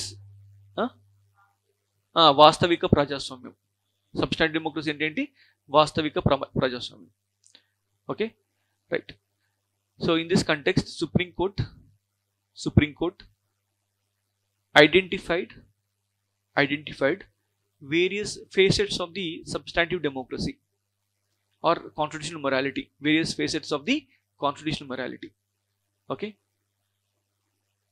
ఈ క్రమంలో సుప్రీంకోర్టు రాజ్యాంగ నైతికతలో ఉన్నటువంటి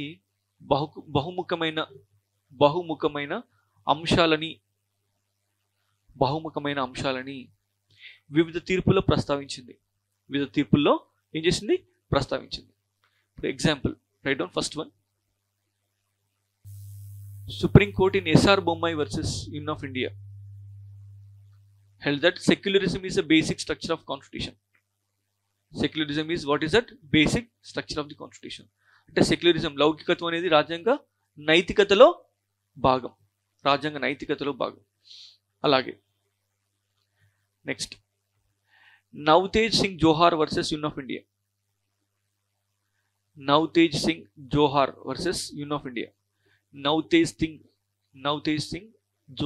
మీకు తెలిసి case. It is about decriminalization of same sexual aspects, homosexuality. Section 377 of ఐపీసీని రద్దు చేసింది అనమాట. Okay, Navtej Singh Johar versus union of India, in which Supreme Court has decriminalized homosexuality.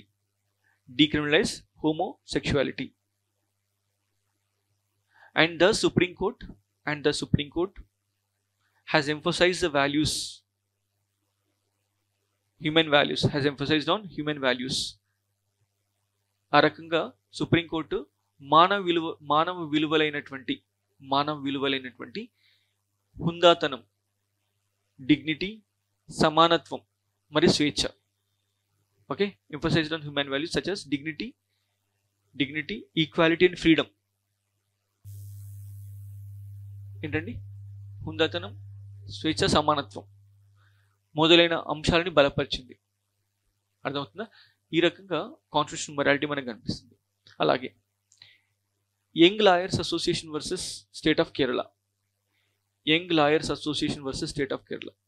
ఇది శబరిమల కేసు అంటాం కదా, young lawyers association versus state of Kerala. ఈ కేసులో supreme court ఏం చెప్పింది?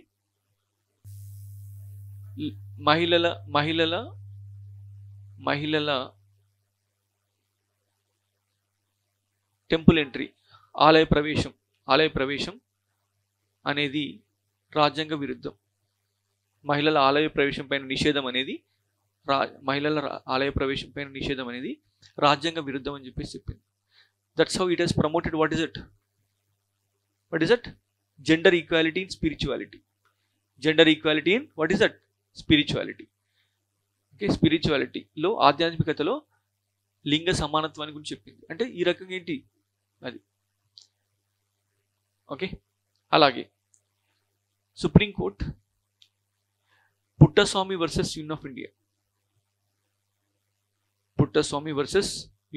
దీనిలో ఏం చెప్పింది supreme court? Right to privacy is fundamental right అని చెప్పింది. రైట్ టు ప్రైవసీ అంటే గోప్యత అనేది ప్రాథమిక హక్కు అని చెప్పింది. తద్వారా ఏం చెప్పింది? ఒక కాన్స్టిట్యూషనల్ మొరాలిటీ గురించి ప్రస్తావించినట్టు అయింది. అర్థమవుతుందా? అలాగే supreme court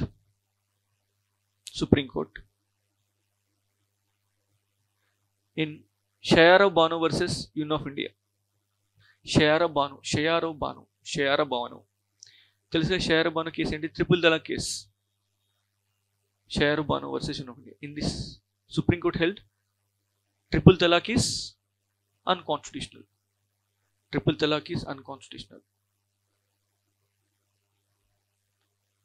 Next, Supreme Court recently had struck down electoral bonds. Supreme Court recently ఏం చేసింది? ఎలక్టరల్ బాండ్ స్కీమ్ ని కొట్టివేయడం ద్వారా రాజకీయ పొలిటికల్ ఫండింగ్. రాజకీయ ఫండింగ్ అంటే ఏంటి? రాజకీయ donations,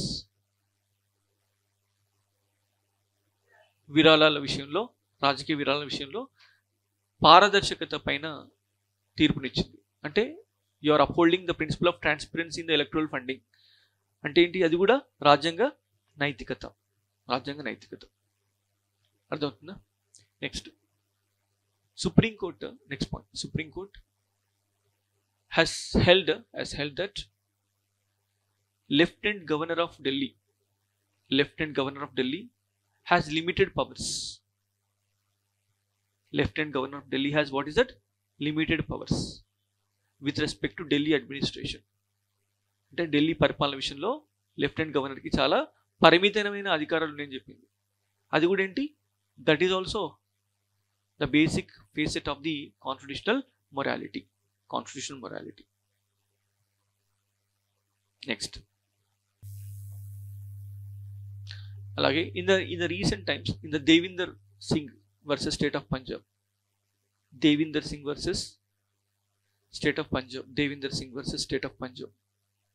Supreme Court has upheld subcategorization of SCs. ఏంటది? సబ్కేటగరైజేషన్ ఆఫ్ ఎస్సీల మధ్యన ఉపకులాల వర్గీకరణ అనేది రైటే, సరైంది అని చెప్పేసి చెప్పింది. ఇది కూడా ఏంటి?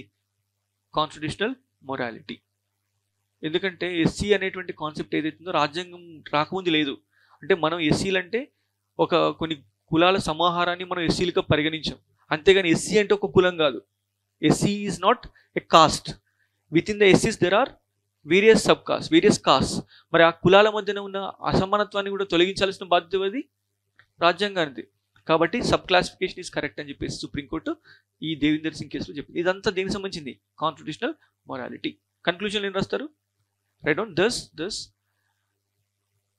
the concept of constitutional morality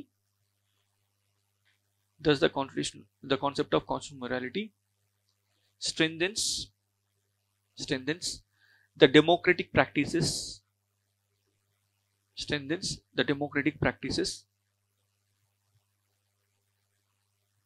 and spirit of the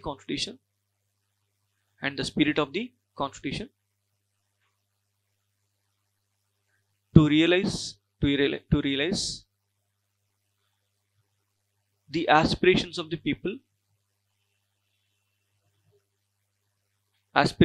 people by establishing justice.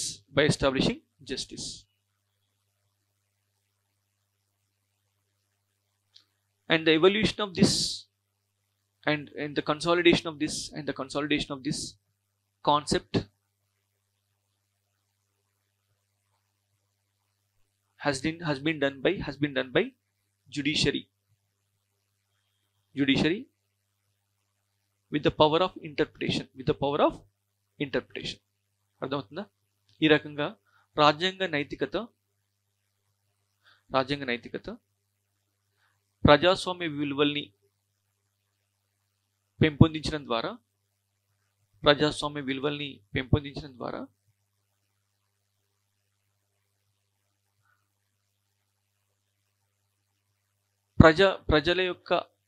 ప్రజల యొక్క ఆశయాల్ని కొన్ని వాటర్ తీసుకుంటారు. ప్రజల యొక్క ఆశయాల్ని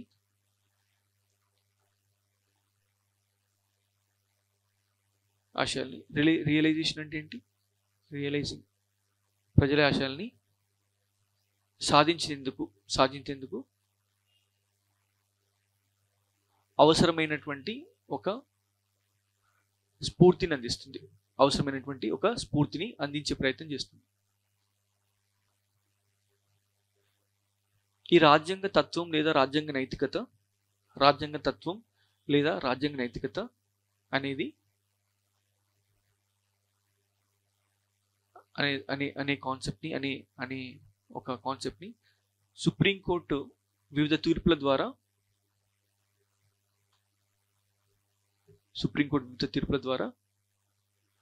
ప్రస్తావించబడి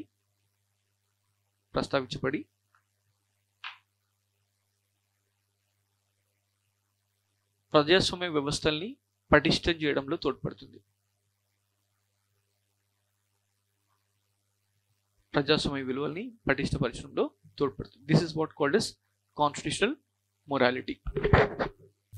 Write down the question. Constitution of India is living instrument. Constitution of India is living instrument capable of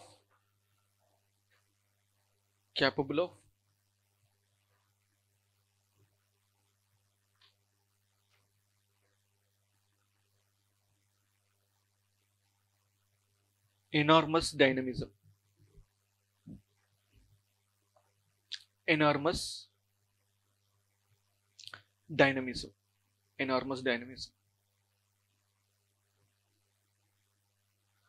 With capabilities of enormous dynamism. It is a constitution made for progressive society.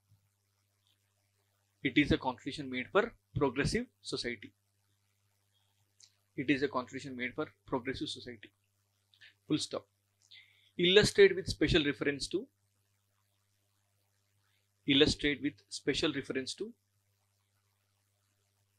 expanding horizons of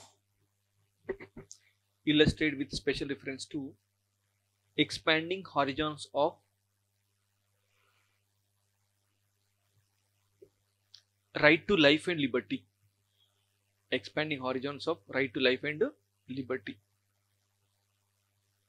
okay, write down in Telugu. భారత రాజ్యాంగం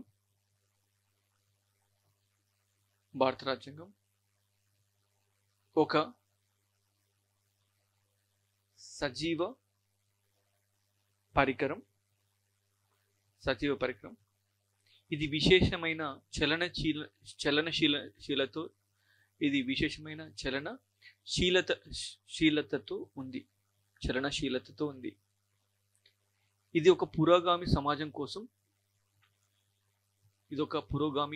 కోసం రూపొందించబడినటువంటి రాజ్యాంగం. ఇది ఒక పురోగామి సమాజం కోసం రూపొందించబడినటువంటి రాజ్యాంగం.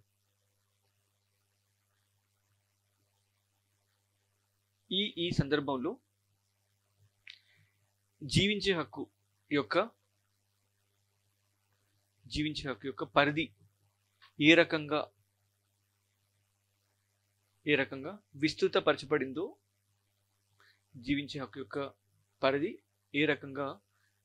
విస్తృతపరచబడిందో చర్చించు.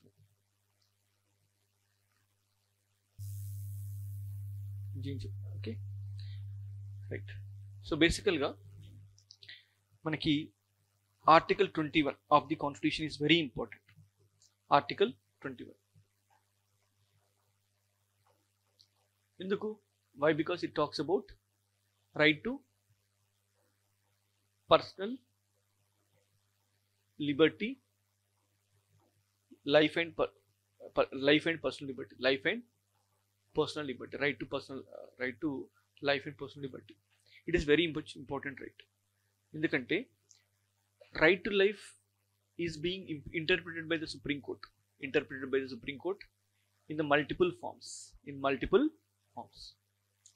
జీవించే హక్కుని సుప్రీంకోర్టు చాలా విస్తృతంగా నిర్వచిస్తున్నటువంటి పరిస్థితి మనకు కనిపిస్తుంది. In the context of judicial activism. Judicial activism అంటే ఏంటి? న్యాయ వ్యవస్థ చర్యాశీలత. అంటే జుడిషియరీ వాలంటరీగా, స్వచ్ఛందంగా రాజ్యాంగ విలువల్ని పెంపొందించడంలో తోడ్పడుతుంది. అర్థమవుతుందా? క్వశ్చన్ ఏంటి? Indian constitution is living instrument with capabilities of enormous dynamism. అంటే డైనమిజం అంటే ఏంటి? What is the meaning of dynamism? Ability to change according to the needs and requirements of the society. అర్థమవుతుందా? Right. Indian constitution is living document and also dynamic. Indian Constitution is living document and dynamic, which reflects its ability to adapt to the changing times, social needs,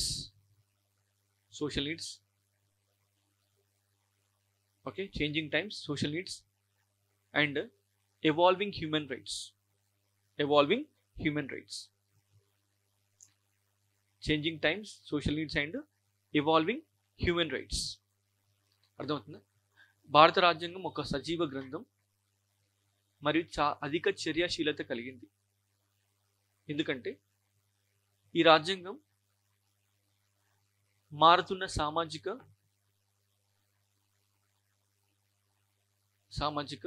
అవసరాల్ని,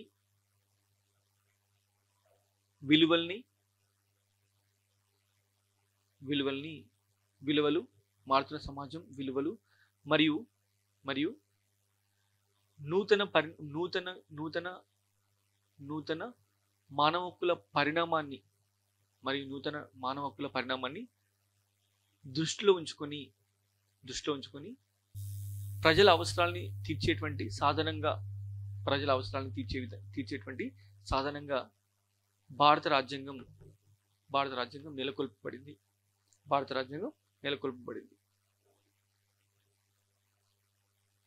Okay, in this context, Article 21 of the Constitution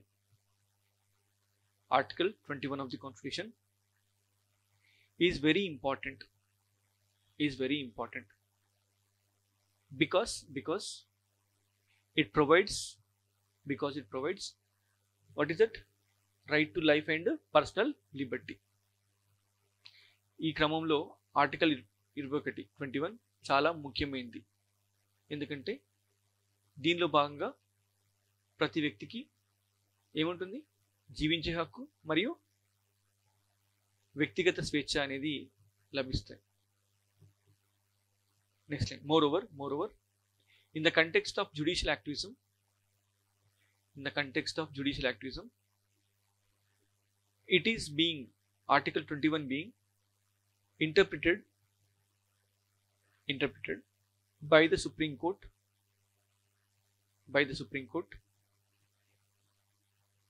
it is being interpreted by the Supreme Court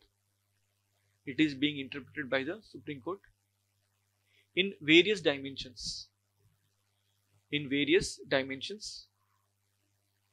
which cover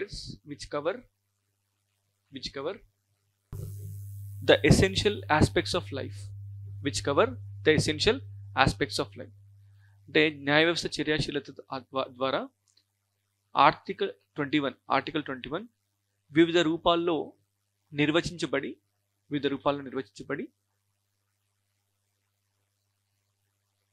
ఏం చెప్పారు? What did you write? నిర్వచించబడి వ్యక్తి జీవితంలో ముఖ్యమైన విషయాలన్నింటినీ కూడా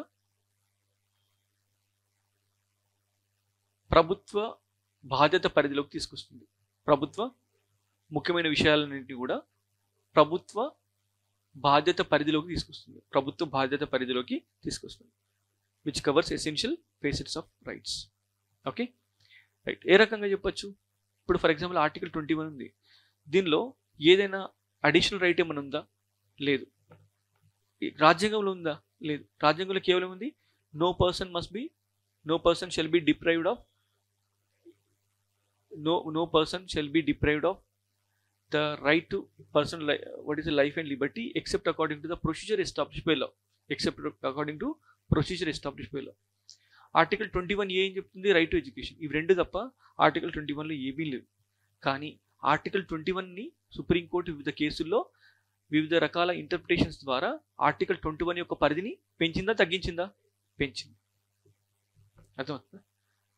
అయితే ఈ పర్టికులర్ పాయింట్ రాసే ముందు ఒక పాయింట్ నేను చెప్తాను మీకు, లిబర్టీ గురించి చెప్తా.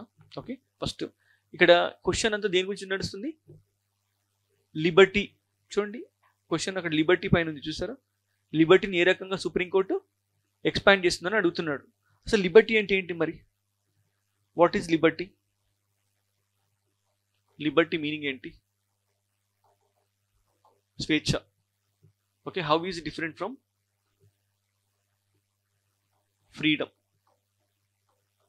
ఫ్రీడమ్కి లిబర్టీకి ఉన్న డిఫరెన్స్ ఏంటి? ఫ్రీడమ్ అంటే ఏంటి? absence of restraints or restrictions over the people. Okay, వ్యక్తి పైన మొత్తానికి ఎలాంటి రెస్ట్రిక్షన్స్ లేకపోతే దాని అనాలి ఫ్రీడమ్ అనాలి. ఓకే, లిబర్టీ అంటే ఏంటి? When there is presence of reasonable restrictions, దాన్ని ఏమంటారు? లిబర్టీ అంటారు. అర్థమవుతుందా? అయితే ఈ లిబర్టీ అనే కాన్సెప్ట్లో రెండు రకాల లిబర్టీస్ ఉంటాయి. Positive Liberty and second one is negative Liberty. Positive Liberty and negative Liberty. Okay, positive liberty అంటే ఏంటి? నెగటివ్ లిబర్టీ అంటే ఏంటి? What is positive Liberty? What is negative Liberty? Negative liberty అంటే ముఖ్యంగా this particular concept clearly separates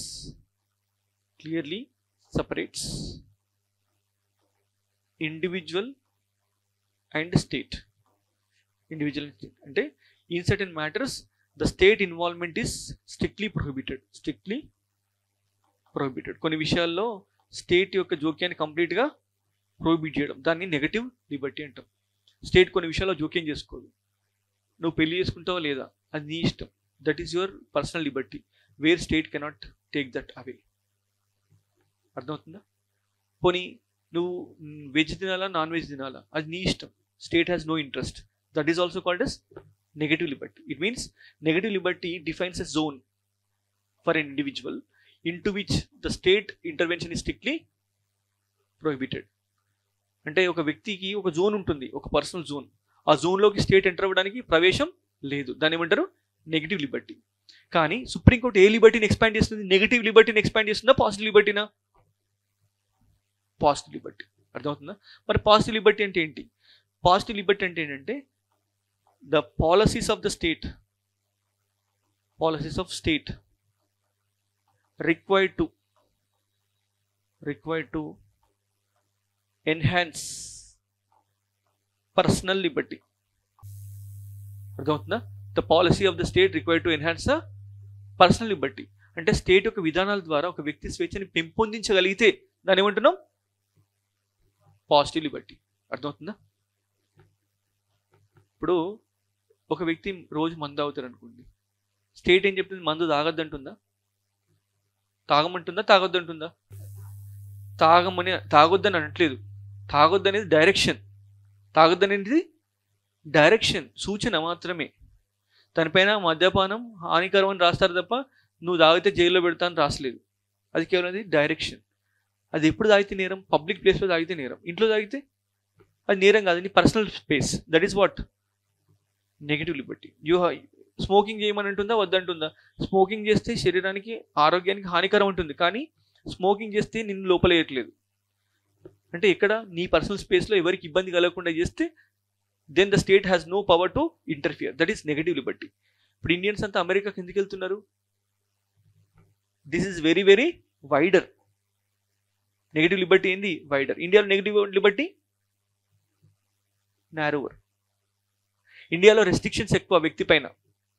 yes or no? అమెరికాలో restrictions తక్కువ. అంటే ఎక్కడైతే నెగటివ్ లిబర్టీ ఎక్కువగా ఉంటుందో అక్కడ స్వేచ్ఛ ఎక్కువగా ఉంటుంది. అర్థమవుతుందా? Are you able to understand? Negative liberty అంటే ఏంటి?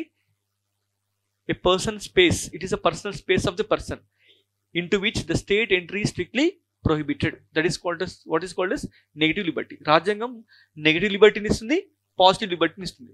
రాజ్యాంగం యాక్చువల్గా రాజ్యాంగాన్ని మీరు చూస్తే, మీరు ఓపెన్గా చేసి మీరు ఫండమెంటల్ రైట్స్ చూస్తే మీకు ఏ లిబర్టీ కనిపిస్తుంది? ఎక్కువగా ఫండమెంటల్ రైట్స్లో నెగటివ్ లిబర్టీ కనిపిస్తుంది. ఏ తక్కువగా అనిపిస్తుంది? Positive Liberty. పాజిటివ్ లిబర్టీ అంటే ఏంటి? The policies of the state required to enhance the liberty of the person or to strengthen the fundamental rights of the people. To strengthen the fundamental rights of the people. Okay. ఈ positive లిబర్టీకి example చూడండి. ఏమేమి ఉన్నాయి positive లిబర్టీకి? Abolition of what is that? Untouchability. ఇది వ్యక్తి యొక్క స్వేచ్ఛని పెంపొందిస్తుందా తగ్గిస్తుందా? పెంపొందిస్తుంది. It increases the liberty of the people. అర్థమవుతుందా?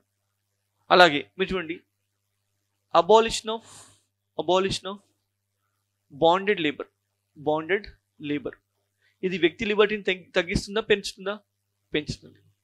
Abolition of child labour. ఇది పెంచుతుందా తగ్గిస్తుందా? పెంచుతుంది. అబాలిషన్ చైల్డ్ లేబర్, అబాలిషన్ అంటే బాల కార్మిక వ్యవస్థ నిర్మూలన అనేది బాల హక్కుల్ని పెంపొందిస్తుందా తగ్గిస్తుందా? పరిరక్షిస్తుంది. ఓకే. సో ఈ రకంగా మనం రాజ్యాంగంలో ఏమున్నాయి? Positive liberty. అర్థమవుతుందా? అలాగే ఆర్టికల్ 38 ఇది కూడా దేనికి ఎగ్జాంపుల్? Positive liberty. అంటే ఫస్ట్ ఆఫ్ ఆల్ బేసిక్గా welfare state it is a state which enhances positive liberties of the people. అర్థమవుతుందా? మరి ఈ క్రమంలో సుప్రీంకోర్టు ఏ రకంగా ఈ పాజిటివ్ లిబర్టీని ఎక్స్పాండ్ చేస్తుంది అని అడుగుతున్నాడు. సింపుల్గా చెప్పాలంటే, how the supreme court is expanding the concept of Liberty more progressively. రాజ్యాంగంలో చాలా పరిమితంగా ఉంది ఈ పాజిటివ్ లిబర్టీ. ఎలా ఉంది చూడండి, ఈ రూపంలో ఉంది. ముఖ్యంగా ఫండమెంటల్ రైట్స్లో కేవలం ఈ రూపంలో మాత్రమే ఉంది. అఫ్ కోర్స్ ఇది కూడా ఉంది. Article 15 class 3 special policies for women and children. ఈ రకంగా పాజిటివ్ లిబర్టీ చాలా పరిమితంగా రాజ్యాంగంలో ఉంది. మరి ఎవరు దాన్ని విస్తృతపరిచారంట? సుప్రీంకోర్టు. అర్థమవుతుందా? రైట్. Next line. ఈ పాయింట్స్ రాసుకున్నారా? You must write these points in the answer. మొత్తం కాకుండా కనీసం ప్రస్తావించాలి. Did you understand? Write down the article, write down the constitution provides both positive liberty and negative liberty. The constitution provides both positive liberty and negative liberty, especially in developing countries like India. Full stop. Especially the developing countries like India requires more efforts of the government, more efforts of the government to bring a positive change in the life, to bring a positive change in the life. ఏం రాశారు? more efforts on part of the government to provide more fund, more entitlements for the people. అంటే ఒకసారి చెప్తే అది రాసుకుంటే better. ఓకేనా? What did you right? ఏం రాశారు? In the developing country like India to provide more entertainments to bring a positive change in the life. Okay, ముఖ్యంగా అభివృద్ధి చెందుతున్న దేశమైనటువంటి భారతదేశంలో, అభివృద్ధి చెందుతున్నటువంటి దేశమైనటువంటి భారతదేశంలో ప్రభుత్వం హక్కులు ఎక్కువ మొత్తంలో హక్కుల్ని కల్పించడం ద్వారా మాత్రమే ప్రజల జీవితంలో సరైన మార్పుల్ని తెచ్చే ప్రయత్నం చేయగలుగుతుంది. సరైన మార్పులను తెచ్చేటువంటి ప్రయత్నాన్ని చేయగలుగుతుంది. ఓకే, ఈ ప్రయత్నంలో భాగంగా in this direction Supreme Court has expanded Article 21. Supreme Court has expanded Article 21 in various dimensions. Supreme Court has expanded Article 21 in various dimensions. అర్థమవుతుందా? ఈ కంటెక్స్ట్ మీకు అర్థమైందా? కంటెక్స్ట్ ఏ లిబర్టీని ఏం పెంపొందిస్తుంది? Positive liberty. ఏ వెల్ఫేర్ స్టేట్ అయినా కానీ ఏం కనిపిస్తుంది? Positive Liberty. ఈ పాయింట్ మీరు రాయాలి ఆన్సర్లో. ఓకేనా? Right. The Supreme Court expanded the concept of positive liberty. Next line. The Supreme Court has expanded the concept of positive liberty in the following manner. The concept of positive liberty in the following manner. First one, right to in Supreme Court in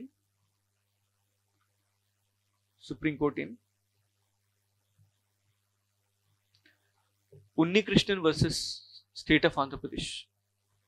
Supreme Court in Unnikrishnan versus State of Andhra Pradesh. Unnikrishnan versus State of Andhra Pradesh. ఏం చెప్పింది ఈ కేసులో? Right to education is fundamental right. Right to education is fundamental right. Article 21A కూడా positive రైటే. ఓకేనా?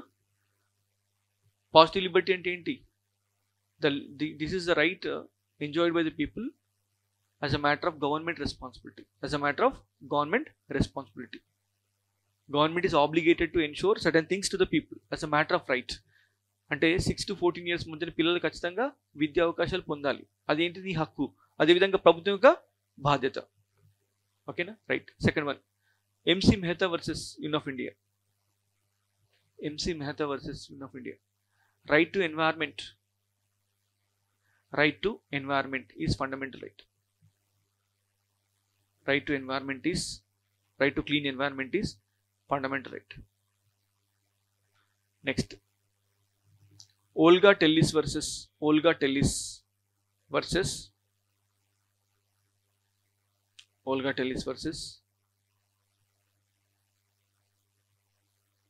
Bombay Municipal Corporation. Olga Tellis versus Bombay Municipal Corporation. Right to livelihood is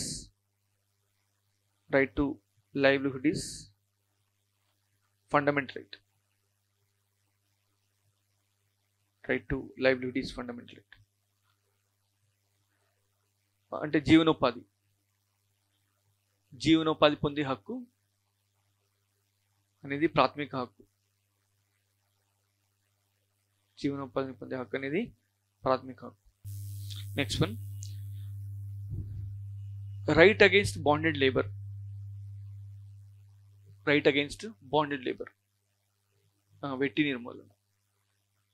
బదువా Mukti Morcha case, Bandhua Mukti Morcha case. Next right against bonded labour, Bandhua Mukti Morcha case, Bandhua Mukti Morcha case. Next right to doctors assistance, right to doctors assistance, right to doctors assistance అంటే వైద్య సహాయం పొందే హక్కు. Paramanand Katara versus union of India, Paramanand Katara versus union of India. Next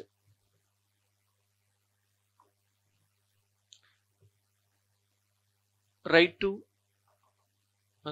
get right to free legal aid, free legal aid. Sheila Barse versus Union of India, Sheila Barse versus Union of India. Right to free legal aid, Sheila Barse versus Union of India. Next right to food, right to food. PUCL versus Union of India, PUCL versus Union of India.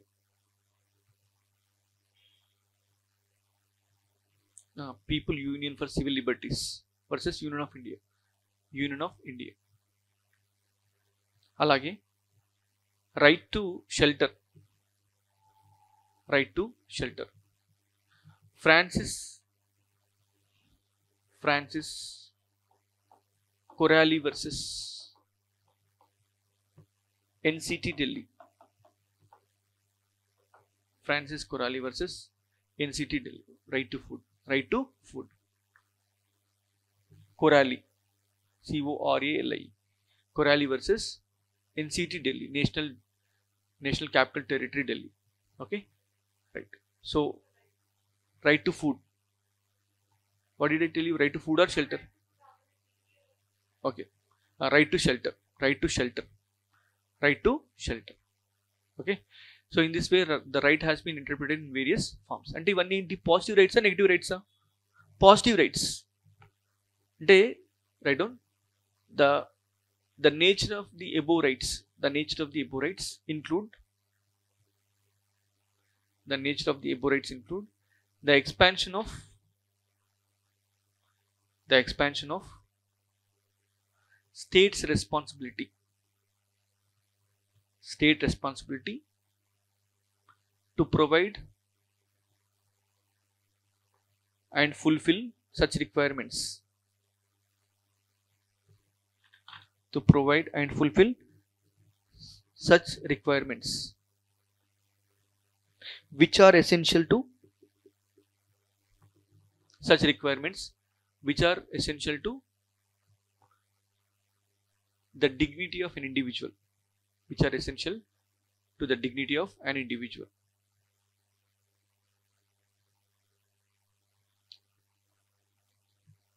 Thus Supreme Court expands the idea of liberty. The Supreme Court expands the idea of liberty by means of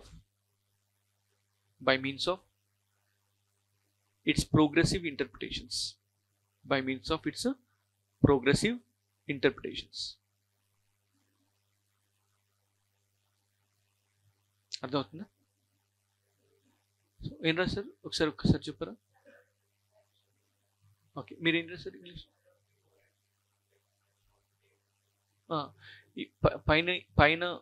పైన ఇవ్వబడిన హక్కులు, పైన ఇవ్వబడినటువంటి హక్కులు వ్యక్తి స్వేచ్ఛని విస్తృతపరుస్తూ రాజ్యం యొక్క, that is ప్రభుత్వం యొక్క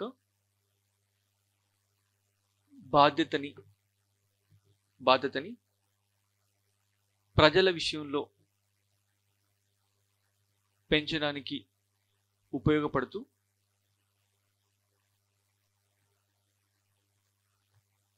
పెంచడంలో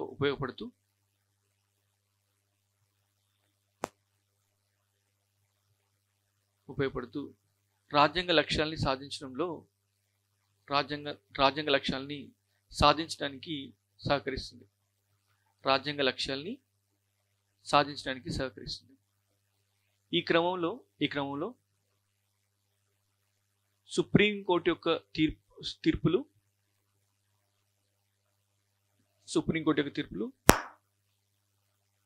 సకారాత్మక స్వేచ్ఛని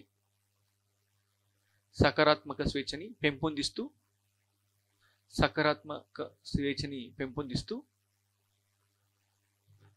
రాజ్యాంగం చర్యాశీలతని ప్రదర్శించడానికి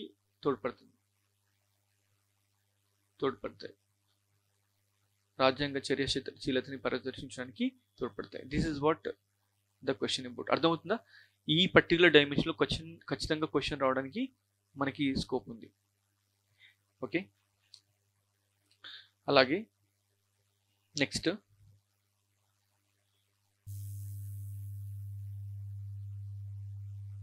write down next question. Examine the scope of reasonable restrictions.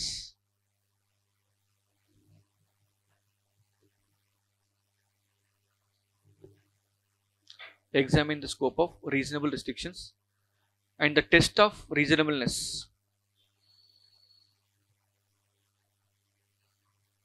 The test of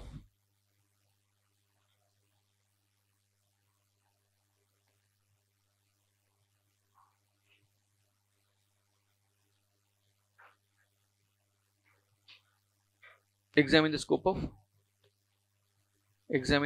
of reasonableness and the test of reasonableness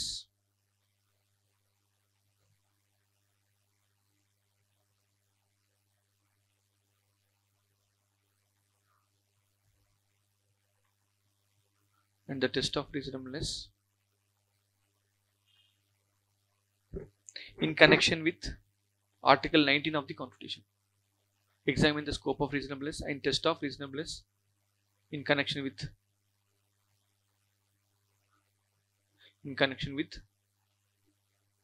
Article 19 of the Constitution. Write down. భారత రాజ్యాంగంలో సమంజసం కలిగిన పరిమితులు సమంజసమైన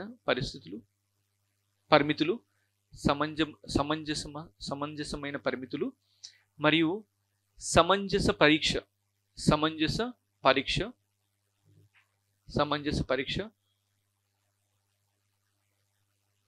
యొక్క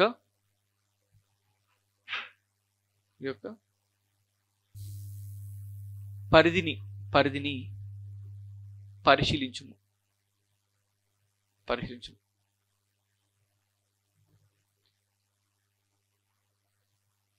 దీన్ని ఆర్టికల్ 19 యొక్క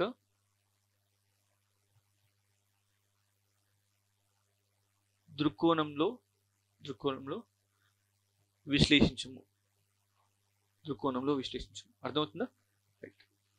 మీకు తెలుసు మనకి ఫండమెంటల్ రైట్స్ పైన ఏముంటాయి? రీజనబుల్ రెస్ట్రిక్షన్స్ అంటే మీకు ఆల్రెడీ చెప్పా. రీజనబుల్ రెస్ట్రిక్షన్స్ అంటే ఏంటి? రైట్. రీజనబుల్ రెస్ట్రిక్షన్స్ అంటే it will be following 2 important tests. It has to satisfy 2 important tests. What are those? 1, those must be right according to the Constitution. Those must have been mentioned in the Constitution. అంటే రాజ్యాంగంలో వాటిని ఏమై ఉండాలా? ఖచ్చితంగా పొందుపరచబడి ఉండాలి. Number 1. Number 2, those must be needful and necessary in the society. అంటే ఆ రకమైన నియంత్రణ అనేది సమాజంకి ఖచ్చితంగా అవసరమై ఉండాలి. దాన్ని ఏమంటాం? రీజనబుల్ రెస్ట్రిక్షన్ అని అంటాం. అర్థమవుతుందా? ఆర్టికల్ 19 మనం తీసుకుంటే ముఖ్యంగా మనని దేని కోణంలో చూడమంటున్నాడు? ఆర్టికల్ 19 కోణంలో చూడమంటున్నాడు. మనకి ఆర్టికల్ 19లో హక్కులని దేనిలో ఉన్నాయి? 19 Clause 1లో ఉన్నాయి. Yes sir no? 19 Clause 1లో మాత్రమే హక్కులు ఉన్నాయి. 19 Clause 1లో ఏమున్నాయి చూడండి. ఏ నుంచి జీ వరకు, ABCDE అండ్ G ఇవన్నీ కూడా హక్కులే. Yes sir no? ఇప్పుడు freedom of speech and expression, freedom of assembly in the public places without holding arms. Freedom of association, freedom of unions, associations and cooperatives. D, freedom of movement. E, freedom of residence. G, freedom of profession, business and occupation. ఇవన్నీ ఏంటి rights. ఓకేనా? వీటిపైన సహేతుకమైన నియంత్రణ ఆ నిబంధనలు దీనిపైన ఉన్నాయి, దీని రూపంలో ఉన్నాయి. 19 class 2, 19 class 3, 19 class 4, 19 class 5, 19 class 5 and 19 class 6. ఇవన్నీ ఏంటి? Reasonable restrictions. Reasonable restrictions. అర్థమవుతుందా? సో మన క్వశ్చన్ పడుతుంది, examine the scope of reasonable restrictions. Examine the scope of reasonable restrictions. Okay,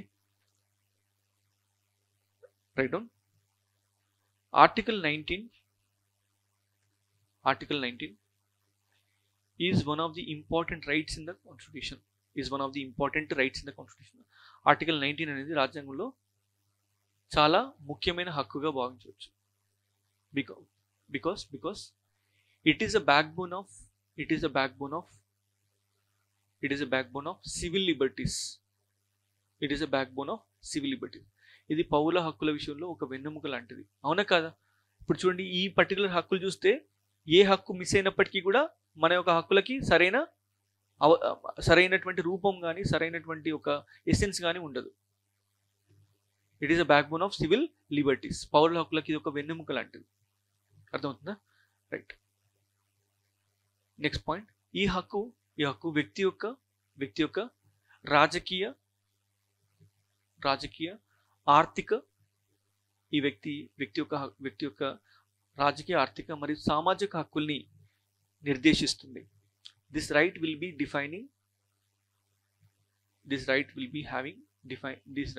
defining the extent of social, economic and political rights of the people.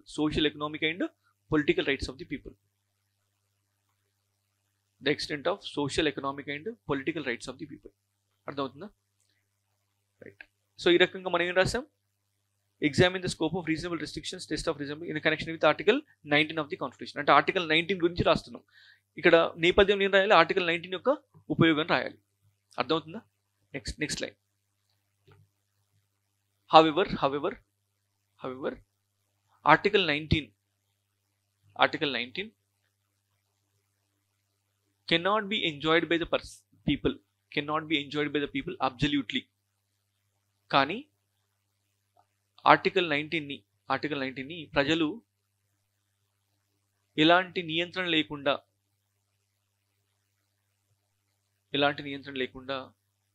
అనుభవించడానికి అవకాశం లేదు.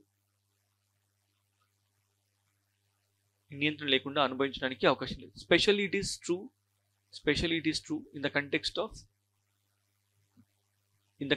of diversity and social complexity. What else? Social complexity. ఇది మరీ ముఖ్యంగా సామాజిక మరియు సంక్లిష్టతల పరిస్థితుల్లో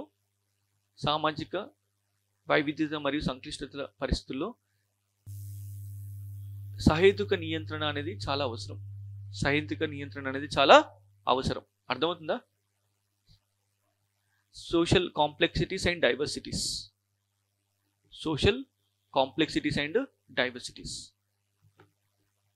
especially in the context of social complexities and diversities. ఇక్కడ ఏం అవసరం? Reasonable restrictions are very essential. Okay, right. Next line. Next point, the reasonable restrictions. The reasonable restrictions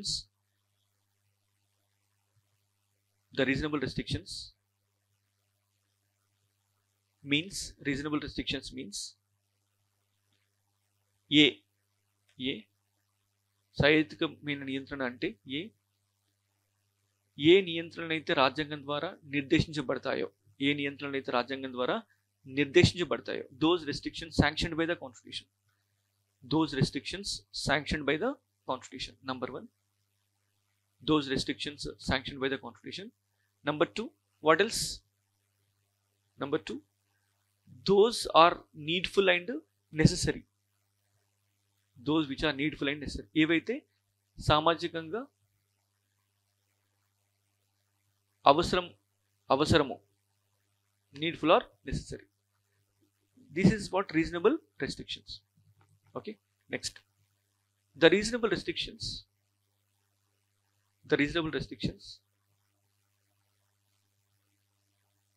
include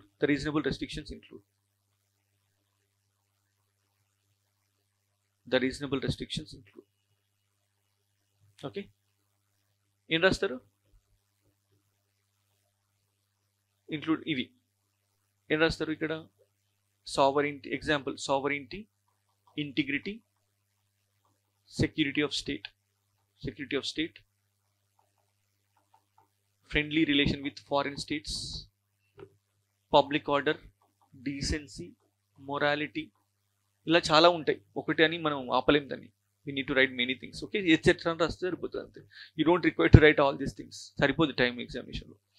అలాగే sovereignty, integrity, security of state, ఇది 19 class 3. Sovereignty, integrity of state plus public order. Okay, అలాగే next, in the context of general interest of STs, general public interest and interest of STs, scheduled tribes. Okay, in the context of general public interest, technical and educational qualifications and state monopoly. ఇవన్నీ ఏంటి? Reasonable restrictions. 19th class, general public interest and interest of STs, అంటే సాధారణ ప్రజల సంక్షేమం మరియు ఎస్టీల యొక్క సంక్షేమం, ఇవన్నీ. ఓకే, సో ఇలా మనకి రీజనబుల్ రెస్ట్రిక్షన్స్ ఉన్నాయి. ఎందుకోసం మరి reasonable restrictions? Right, next point. These are important, these are helpful in the following manner. చెప్పండి ఏ రకంగా ఉపయోగపడతాయి? 1, preservation of diversity. Reasonable restrictions ఎందుకు? First one, preservation of diversity, వైవిధ్యాన్ని కాపాడడం. Number 2, helps in better coordination,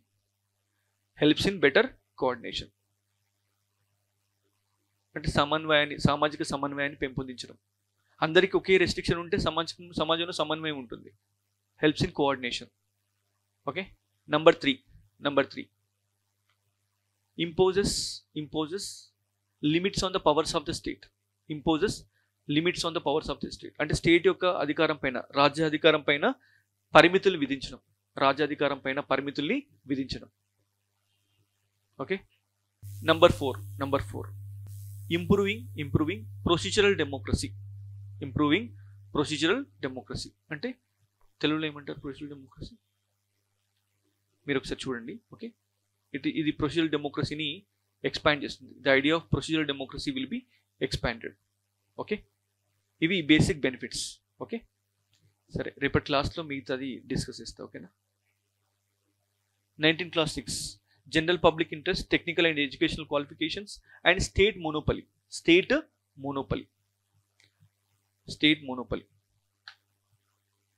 okay, రేపటి క్లాస్లో continue చేద్దాం.